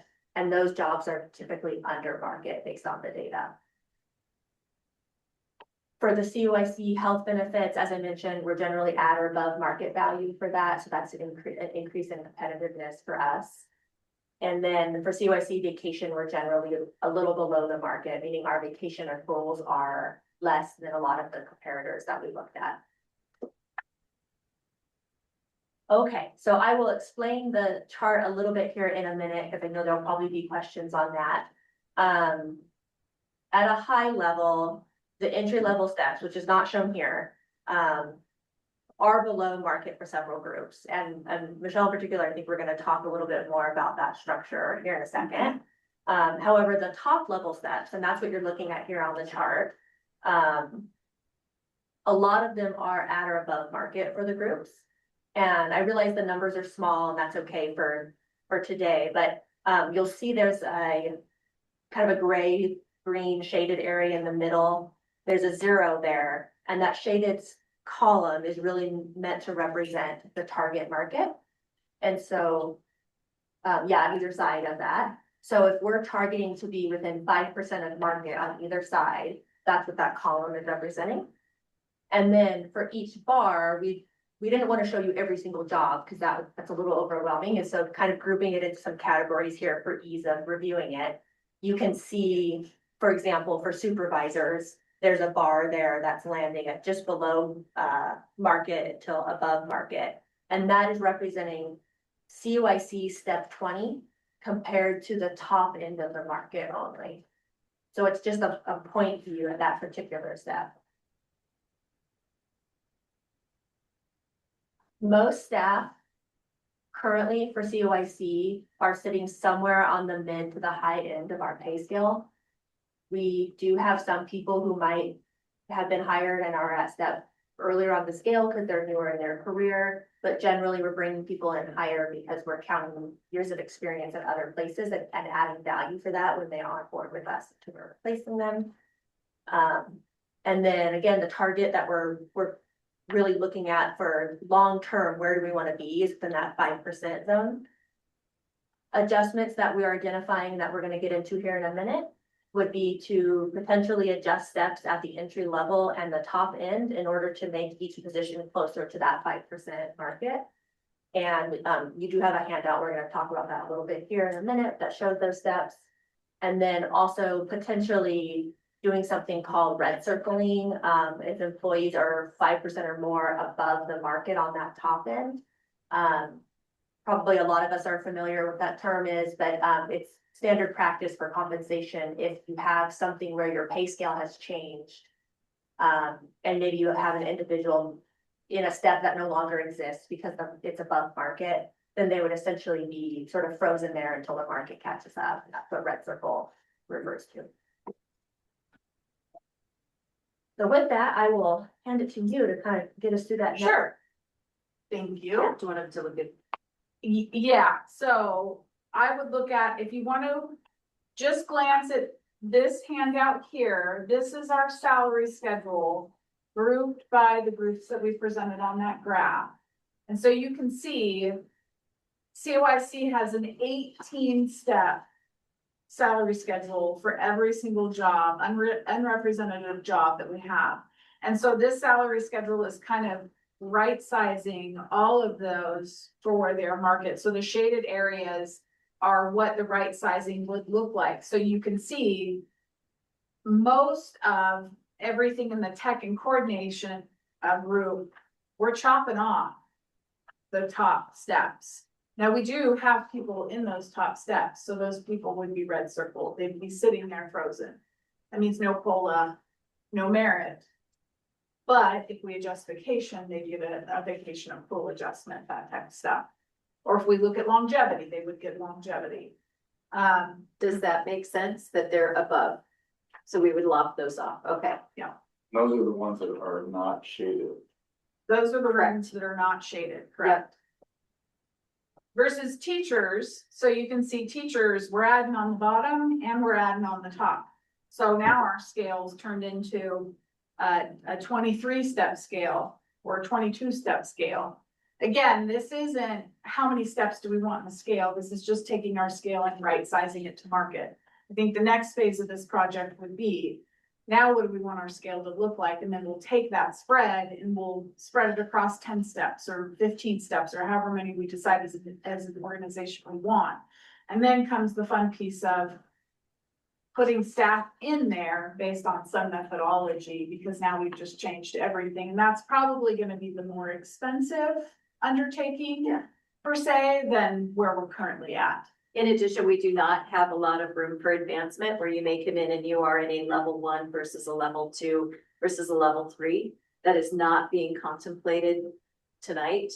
That would be another secondary piece that then could take some of these long steps and potentially create for this position. It could be based on these bona fide factors that position is a X coordinator 1. And with these bona fide factors, they would be in coordinator 2.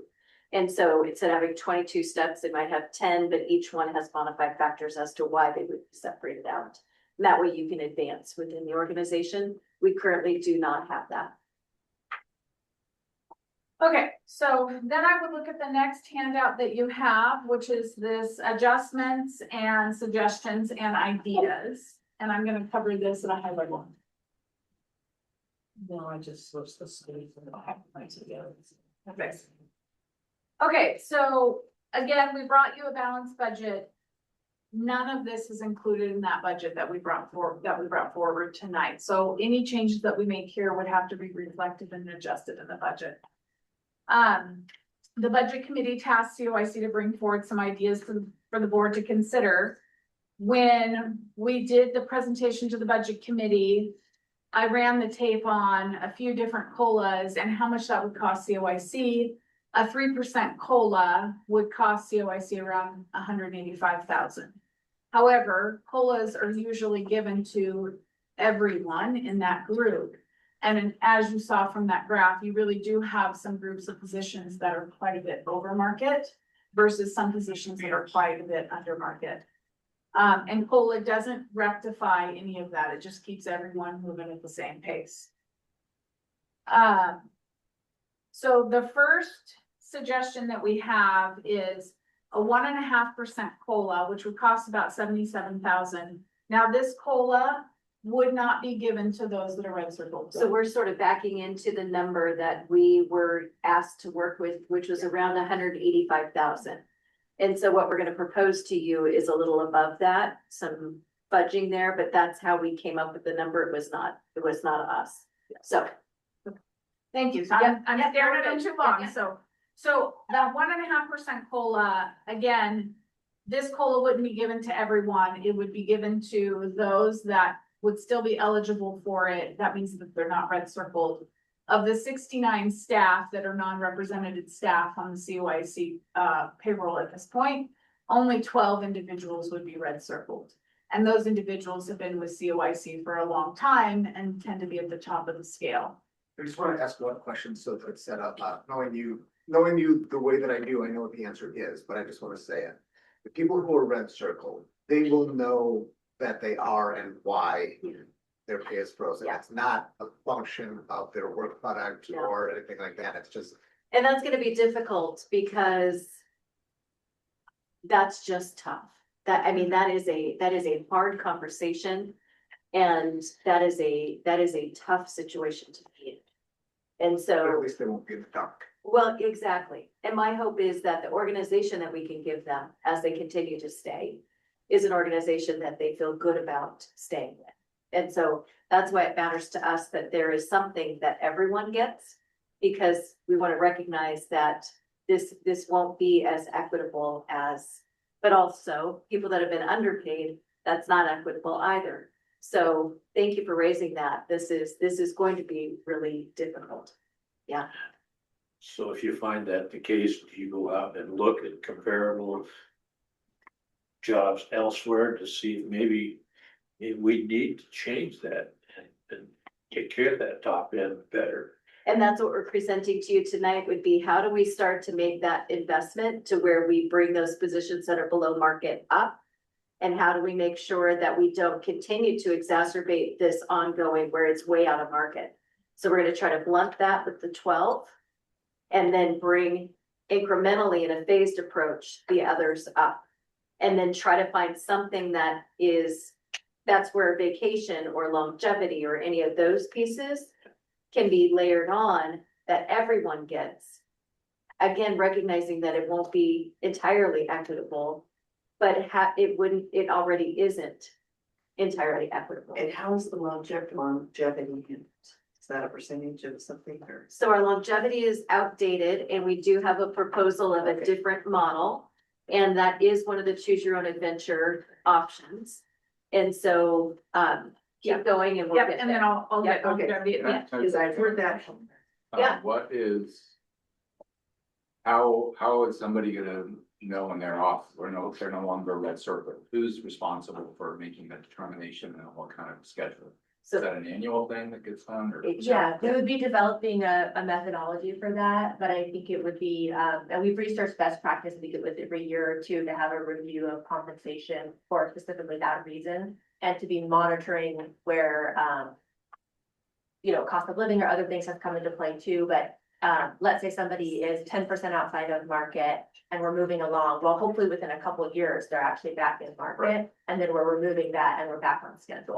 Then they're eligible for. Then They're not Yeah. frozen for. Yeah, they're not frozen forever. Exactly. And also because this project will likely need to be phased just for cost, this will be built into that process on an annual basis until we get to a place where we feel like our salary schedule is structured. The way we want it. You know, communicate that clearly to the people who are red circles so that they understand like, yes, and here's what we're committed to. Yeah. And the frequency. We're not just leaving you out Yeah, there. yeah. You don't have to ask. You're not gonna have to come tell us. Yeah, what- yeah. We're gonna do that work. Yeah.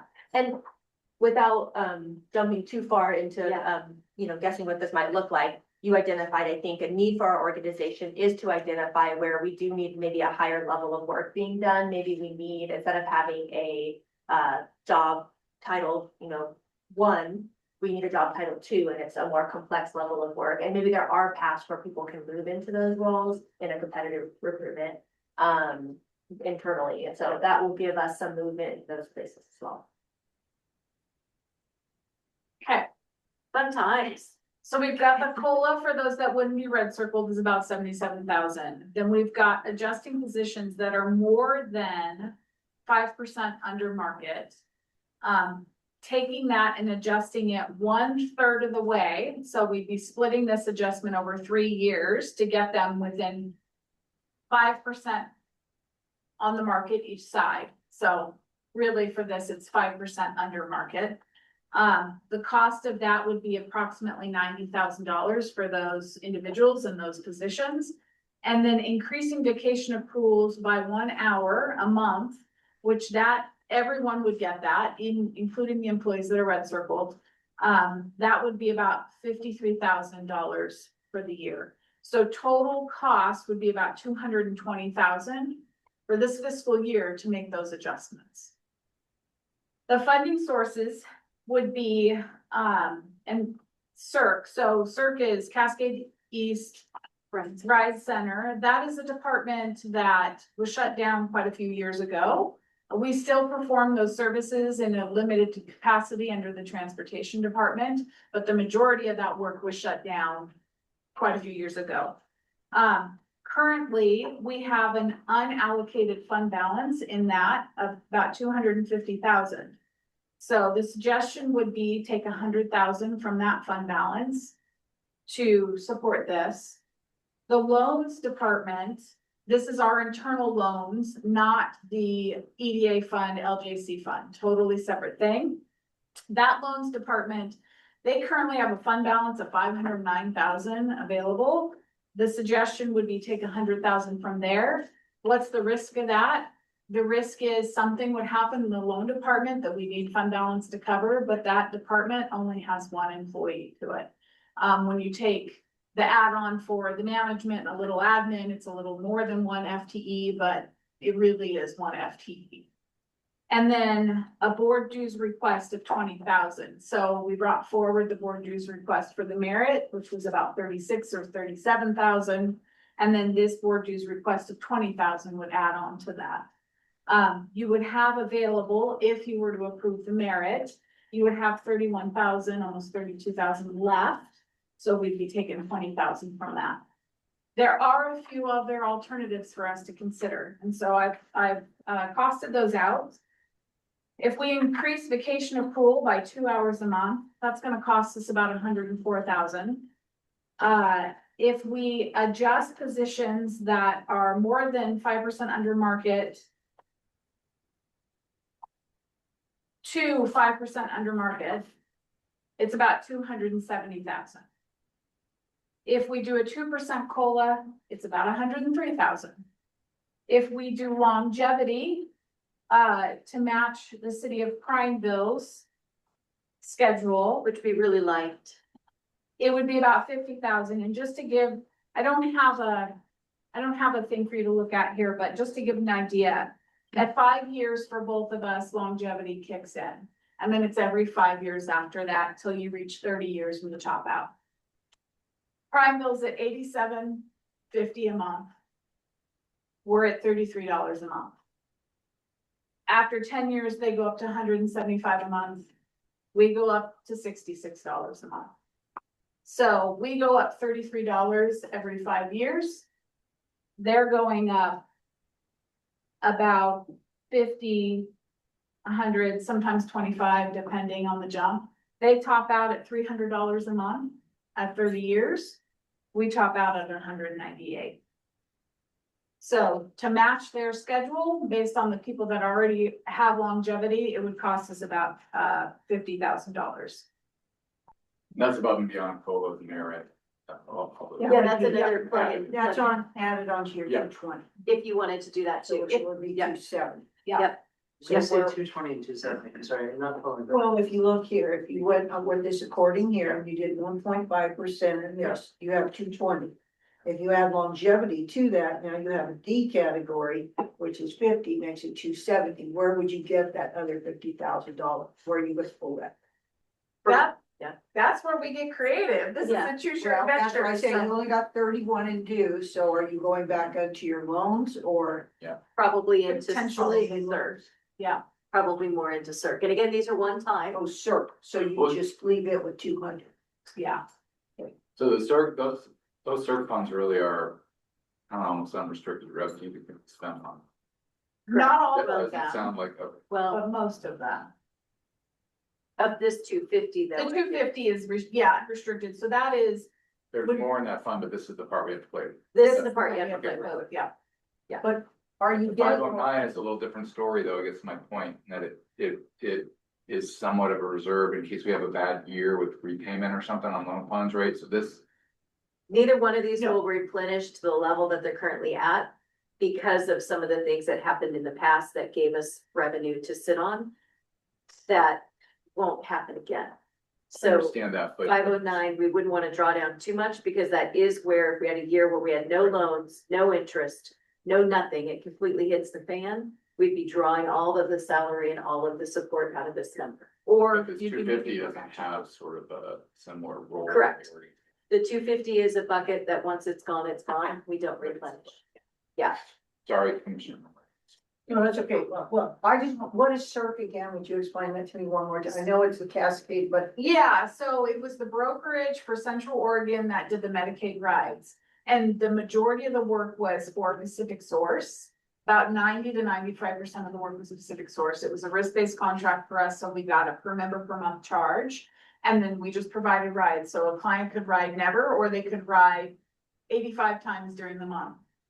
And that was risk-based, and we did really good we made profit essentially for some years we didn't, but this is kind of what's left. That's unrestricted. and it's no longer, the program is no longer. So Pacific Source contracted with a different company so that they could be operating with one provider out of 5 different regions. So we are out of that Okay, business. so this is basically, okay, a holding fund. Yep, Yeah, and we still do the service at a reduction level for the state, but that's a net zero contract for us. So there's a reconciliation that happens every year and we're supposed to be made whole. Yep. So I just want to point out it's 7:25 and we do need to maintain a quorum, I think, in order to make sure we can vote on this tonight. My expectation here is we've got another 10-15 minutes minimum before we're likely finished with this. So is everybody okay? Sort of 7:45 is our limit this evening. Is that accurate? 10 to 15 more minutes? Well, I mean, we may be closer than that, but I'm Oh, just okay. a little Yeah. worried that it's Okay. gonna maybe take a little bit longer than 5 minutes. Yeah, I'm fine with that. Okay. Let's push through it. What is the ratio of exempt to non-exempt employees, and have you looked at that? In terms of, is there something to be said for focusing on non-exempt employees who are non-represented in maybe some of these, and kind of leaving some of the salary positions kind So of we status have, quo for right now as a middle ground? Most of your non-exempt employees are up at or above market, generally speaking. In the data. So it really is the salaried folks who we're trying to play catch up. Correct. For the most part, there are a few anomalies. Okay. Yep. And just to go ahead, go ahead. Yep. Are there other benefits besides vacation that's offered? Is there PTO? So there's sick time, yes, which is not captured here. So this is, if we have a cap, you can accrue up to 320 hours. And if you leave the organization, we need to be able to pay that out. And so the other is that sick time is not paid out. And so that is afforded to you. We also are a PERS organization and and then our regular health benefits and that sort of thing as well. So when the suggestion here around accrual, vacation accrual, is there any thought into PTO accrual or anything like that? It would still be a cost associated at the same amount. So whether we're an hour of vacation or PTO, this really is PTO. And so we just don't combine the sick and the vacation because we do pay out the vacation, but we don't the sick time. Yeah. And I'm assuming if you guys have looked at, I mean, like 410s, work from home or things like that. I know they come with their own issues. Yep. And we already have work from home. We have a work from home procedure in terms of how much we allow for that flexibility. So we are doing that sort of thing as well. 410s and we're not at a space where we're looking to reduce service. And that could actually increase costs by needing to cover the days differently. But I like what you're, so. This might not be on the subject, but a question for you, Hannah. So you want to go in and kind of reduce the steps and you're gonna readjust how many steps you have. You have 23 like in some jobs and you may do.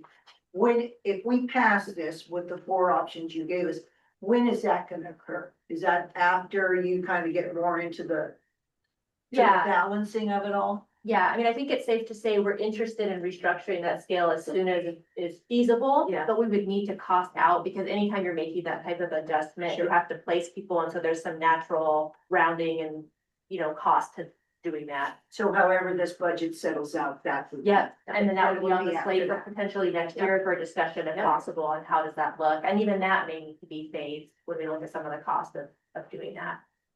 For those of you staying on the board or new, we will be having this conversation next year and likely the year after too, as we start to really implement what this looks like. On point number C, the increase in vacation accrual and the cost of 53,000, how does that number compare to the cost to do the adjustment halfway. Instead of just 1/3 going halfway and eliminating that vacation for So your cost to do halfway was 270. to get us halfway there. No, That was to the. that was to the 5%. under 5%. Yeah, so. Hold on. 135. Yeah, Ish. right about there, 121, Yeah. 135, yes. So we could get ourselves halfway there for less than the 90, so it's a little bit cheaper to go halfway there. I guess I'm gonna be honest with you, my reaction to 1 hour of vacation was meh, like that just doesn't really feel very meaningful, and I have no idea how employees perceive that, but I would rather adjust the market, try to move us there a little bit faster. And it has implications obviously in future years, but we're gonna be faced with this same kind of question again. We are essentially proposing here that we divide this up into 1/3, 1/3, 1/3, so taking 3 years to get there. Right. What I'm saying is let's try to get there a little bit faster and get those people up to market to sort of deal with the competitiveness within the organization and My hesitation with that is that we're talking about few people, whereas vacation is going to benefit all. And the vacation is the only one that will benefit all within the organization. And so I will do whatever it is that you all ask us to do, but I would just recognize that that is more leadership and the higher level positions. All of these are not the positions that are entry level. So we would be making the decision that we are right. these are the positions that are under market, right? If I'm understanding what Hannah said, those aren't the positions where we have to much again. And they are most of the leadership within the organization. And so I just don't want you, if there were a headline that we're benefiting the leadership in the top level of the organization and not doing something for the remainder of the organization. Just as a. Kind of seems like it's a balancing act, because you're taking your red circle, and that's kind of your reward. Sorry, you're tapped out. Yeah. And you can't go, but we're gonna give you this hour of vacation. I agree with what you're saying, Mike, on an hour isn't much, but it's kind of a reward. And then for your lower, you're rewarding them in a 3-year process by bringing them up. So it's kind of almost, if you don't adopt one, you should really adopt the other, because you're not looking at it as a balance. We can also find more funding. It makes the choose your own adventure next year a little bit more tricky, but it also, I mean, we are not on our heels of looking for dollars. We're not, and next year we also have a full legislative session. And so some of the funding that we anticipate is going to, there are things that we do that are priorities to the state. And so while I know that we might have federal changes, I feel confident that the work that we do will be supported. And so I don't see the same cliff with the support that we would get there to do the things that we do. So I just want to be clear on this, so the CERC funds and the loan funds, those are finite buckets of money that do not refill. Correct. The 31,909 coming from, or the 20,000 coming from board dues, those do refill, but we're pulling from reserves because basically the 70,000 is allocated. Yeah, you've been Basically, carrying, you all So- spend it every year. Substantially reducing the carry forward, at least compared to this. But well, we started this kind of conversation by saying, well, we hope that all of the participating entities will increase the board dues, because we know we're gonna need more, in part at least, to offset the increase in human resource expenses. But now we're also here in this example, which I'm okay with, I just want to point out, we're also pulling 200,000 from 2 separate buckets that aren't gonna refill. Right. If we anticipate next year's math is gonna be even harder. Yep. This need isn't gonna go away. Right. And so, I mean. Y'all job is hard, man. I mean, I think it does, to me, it does emphasize the importance of this discussion of the jurisdictional dues and how we're going to address for that. But I don't think we're gonna go from 70. No, I understand. 300,000, and that's But like. starting it sooner rather than later to help kind of modern, I mean, this is, we're modernizing the compensation system. We need to be looking at modernizing the dues component of that support COIC, and it would give us more flexibility for dealing with. But even if we were to double the dues, Yeah. how do you see this, how do you see you sitting at that side of the table a year from now? Going to these same two buckets of money for that extra 200,000?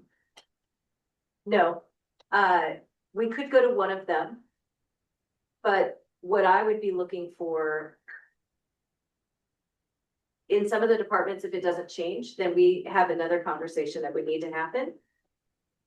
And that either they can weather this, or there's something, the need within the region has adjusted to where that service may not be viable.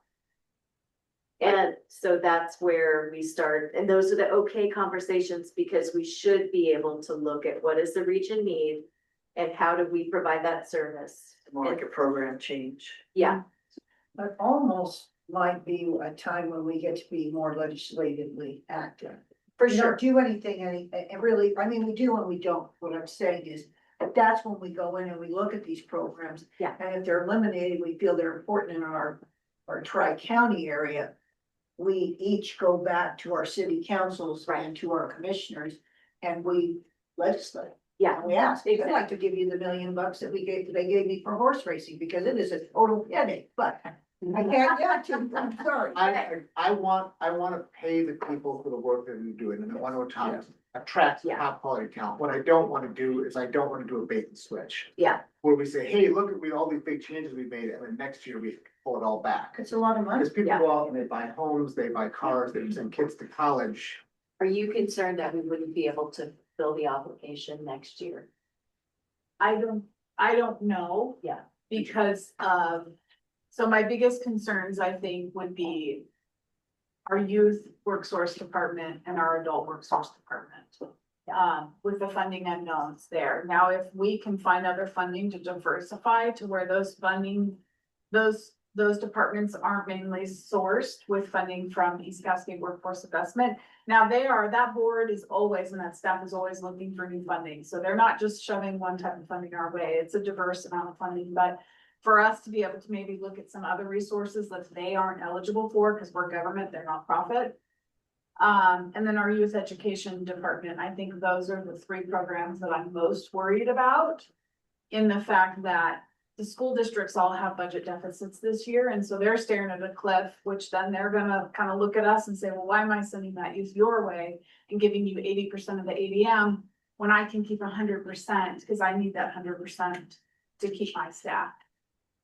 Transportation, the stiff increase wasn't approved, unfortunately. So, is it a fiscal cliff for that department? No, but we may have some hard conversations about we may not be able to offer as much transportation services we wanted to, because the dollars just don't go as far and everything's gone up in price. Especially with some of the funding decreases on the federal and the state side.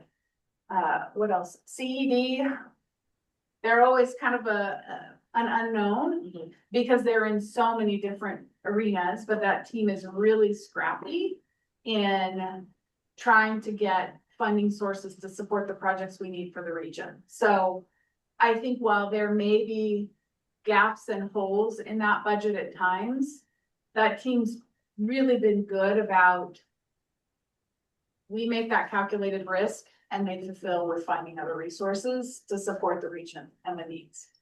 Does that kind of give you a big picture overview? Yeah, Commissioner Bone has a question or. Oh, just comment. Remember, we may not be in charge of our own fate here in the next couple years, and this is just kind of my big worldview. The legislative session, the biennium, next time, and then 2 years after that, even they're saying that the commitments and the revenue are just not going to be the same. Obviously, some big changes at the federal government. So, my conclusion is let's structurally balance this budget and make some tough choices. I would say that, maybe that accrual for vacation is an item that we don't lean into. So, and I think I'm understanding that as people that are red circled are going to not get that accrual, but we can start adjusting some of the wages. Hopefully that's the correct understanding. That is, You should have brought your 8 ball tonight. I know, You I know. Where is it? I know, I think it's it's sitting got- in my office, I know. Okay, there you That's go. maybe what Commissioner Bowman is suggesting was that we only do A and B on here, or we even consider like we could do 2% on COLA. Not do the vacation accrual, and you're still gonna come out net at a lower cost. But I'm just worried about next year. I mean, these, Yeah. So That and then, call decision is to be made next year, Yeah. right? That is not something we are committing ourselves. to. Yeah. Also, I have a naive if question. the longevity's in there, would that help the red circle people or? It would, that far in? So with that sort of the longevity, if we did that, that would add, you know what I'm saying? So you could take I'm trying longevity. to balance your longevity. Yeah, Place Or, longevity. Like change your longevity amount. Yeah, and so that would be, you don't do the vacation, but you do the longevity, but what's the? Did I even, what were those, 50,000? it's about the same. There's- Yeah, it's about 50,000. Well, and it kind of sounded like on the lower end, some of those people were kind of okay, right? I mean, the changes of the. Yeah, most of the out of Yeah. market positions. So it kind of feels like it's Our the leadership. other end. Is the vacation versus longevity accrual, is it neutral though? Because I mean, the vacation accrual is not necessarily an immediately incurred expense. Right. Right, it's a future liability, It has to whereas be the longevity bonus would be an immediately. Well, but your vacation every month too, because if you quit, I have to pay it out anyway. So as you earn vacation, it is an expense and then I have a liability sitting out there. So when I pay it out, if you have any of your liability left, that's cash out the door, but it's not an expense at that point. So I've expensed it as you earn it. What if we reduce the amount that you can accrue? We could. Does that mitigate the risk of the outgoing if we have an employee that transitions out, we have to pay it? There's a significant difference between if we only allowed 100 You have a year versus 320. I know that that's another thing that we are higher than many. Total. Yes, I'm wondering if that, getting back to that question that we had in the Lower. executive session. So Tony, what is your idea about longevity? What do you think?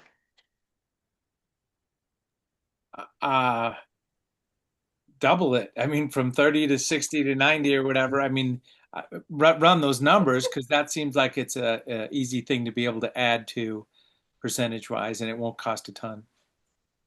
I'm just thinking that then that's how you help the red circle get something, trying to balance Yeah, it out. which is fine. Yeah. Yeah. And not all the red circles will get longevity, because some of them came in with a lot of experience and did come in at the top end of the scale for their position, and they haven't put in the years, but most of the people who are But they red have hope circles. of having longevity Mhm. if they stay as well. Yes. So, Yep. yeah, that feels better on the. Flip the president accrual at the lower bank. If nothing happens, what's the expected outcome? If we do nothing, then it is, you would be afforded your merit if you are eligible and your performance. I guess my question is like, how many people do you think would change their employment if nothing were to happen? I don't think they would change their employment, but it would be sending a signal that is, again, would be moving in a direction that our culture is not moving toward. So what's the cost of that? Especially if you have this compensation study, just that it found all these gaps and you're not acting in any way. Yeah, And on top of that, you're not giving, you're not COLA, like I think a lot of. And those that are Okay, next job opportunity. earning the least are not going to be receiving an adjustment because we've been adjusting them along the way through audits. I think that the challenge, to preface this, I firmly believe in paying people for the work that they do. The challenge that is happening that's unique to Oregon is the Pay Equity Act allowed municipalities to increase their pay and adjust it to the urban areas. And so there's a self-fulfilling prophecy that's in place right now where everybody is now catching up to everybody else. And we're in a state where the population is stagnant. Deschutes County and our tri-county area is unique that our population is growing. Good for us. Yeah. And so I think the comments about if we do it this year, we're gonna have to face harder questions next year is the slippery slope here that I wish we had started this conversation at the beginning of tonight's meeting. Because I don't know that I have enough information right now to be able to give a vote other than no, if we were to vote on this right now. There's a lot that we're unpacking that isn't necessarily the board's choice, other than changing how the funds are currently allocated. Sure. And so I think this is a really tough one. Yeah, yep. I do want to say, I think you did a very good job at what we tasked you with as a budget committee. I want to give you a total compliment on that, how you brought this out of cost. Thank you. I would second that. It's not that we don't like, it's not that we don't like the Yeah. answer, it's that we hate the question. Yeah, I like that. So, Well, like I good. say, it was really bad in the budget committee because these were the things. Yeah. You did exactly what we asked, and that is you Thank put the merit values onto each of Yep, these yep. decisions. Do people, I mean, we could, one option would be to just adopt the original budget that's proposed without these changes made and come back to that, although it wouldn't be until August at this point, Yeah. right? So Because we we'd be generally- bringing a supplemental budget request, and then we could have a longer discussion about all of the options for supplemental budget. We could have a couple of us that agree to work with Tammy and Michelle on maybe just talking about this a little bit more based on tonight's conversation, so when we You have come more scenarios. back in August, we're, Well, there's a lot of numbers in here, as I told you. I have a Is that- really quick worksheet that makes good work of this. It's just at some point you're playing with numbers, right? Yeah, I understand. Yeah.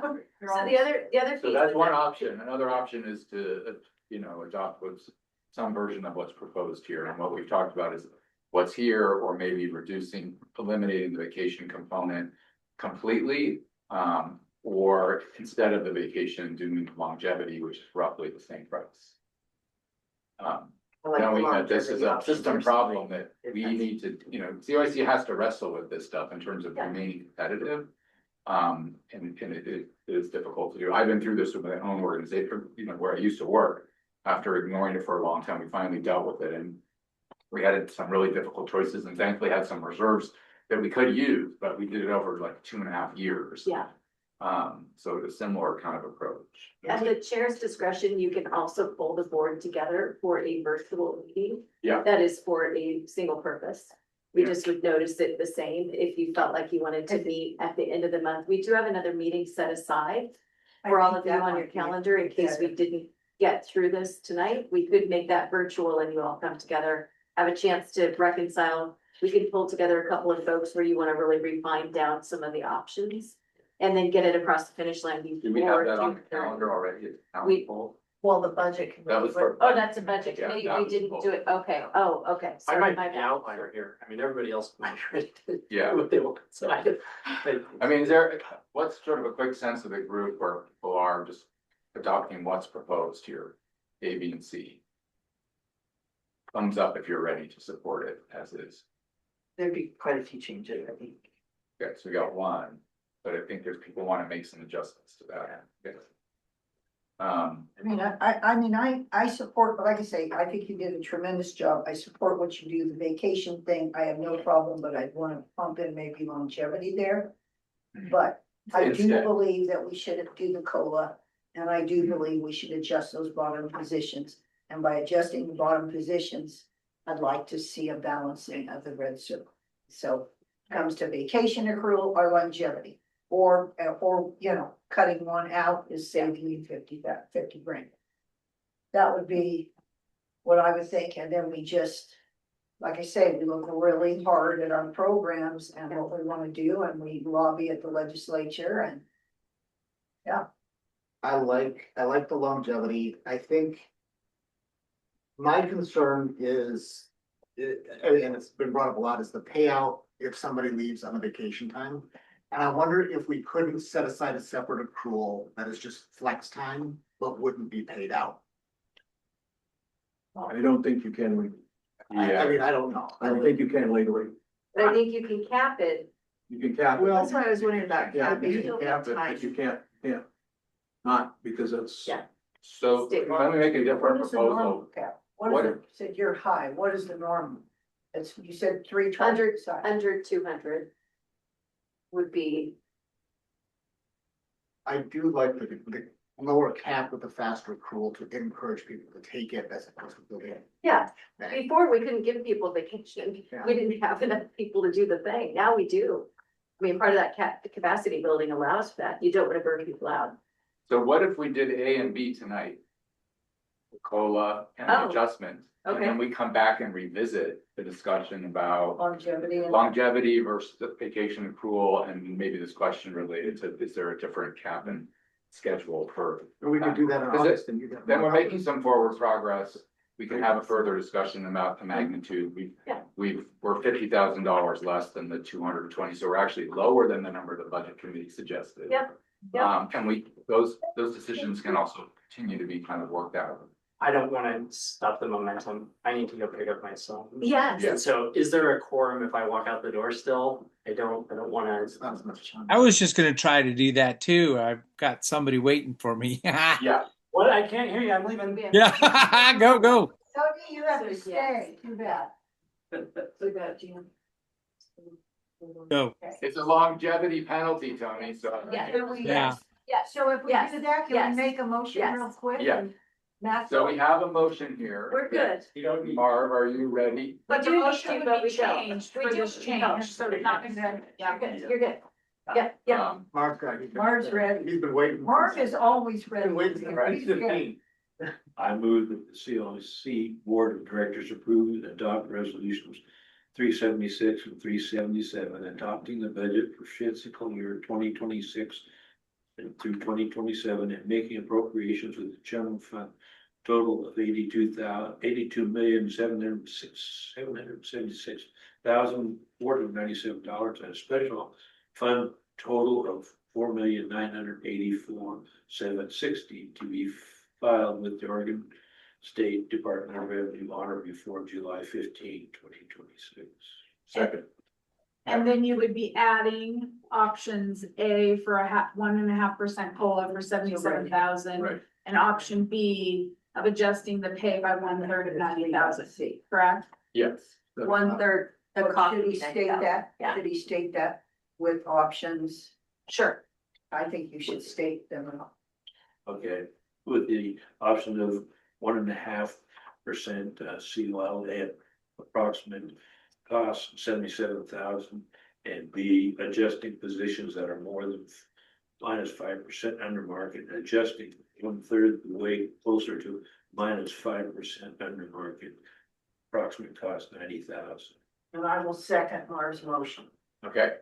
All those in favor? Aye. Aye. Any Aye. opposed? Aye. Great. And then we'll come back on the, I need to do one other thing, this is a public hearing, we did just vote on this, but oh, I'm gonna just double check. I'm pretty sure there was no one here from the public to make comment about this budget tonight. Anybody want to make comment? Great, hearing's closed. Very good. Thank you. As you might imagine, we have spent a lot Yeah. of time running numbers, trying to figure out what's right. And the intentionality that you all just showed is exactly what we would hope for. So thank you for asking questions. Thank you for your commitment to the team. And I just appreciate, whatever opportunity you have to share that with the team, like the board really struggled with this. They wanted to make some important steps moving forward. There's a couple pieces there still. yeah. Okay. Thank you, everybody. For the first time. Yeah. Thank you. It's good to see you all. Thanks, everyone. you. Bye. Happy Bye. anniversary. Bye. Bye, Christina. Bye, Carlos. Bye, Dennis. Bye. Yeah. So Grant, they probably said, oh, it's an easy lift. You go there, there's dinner. They say, hey, you'll have a great time. Yeah. so we didn't want to be restaurant. So we didn't have a meeting because they said June's gonna be now. Yeah. Great. How long you want on council? I just got appointed, in fact, I guess sworn in last. Oh, wow. So, yeah. Brand new. So what position? Okay, I think it's a state federal. Oh, so he's no longer. So. Okay. It's kind of crazy because, I mean, Aaron, I'm not gonna sign it off. I know. I know. she was great, that's my name, right? And some of your comments Well, are very spot on. What's from us? It's really good.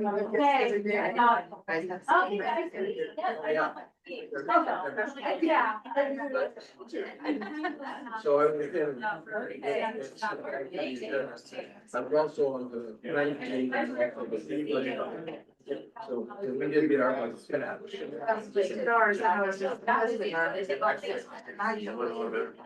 Oh, yeah. Well, we had,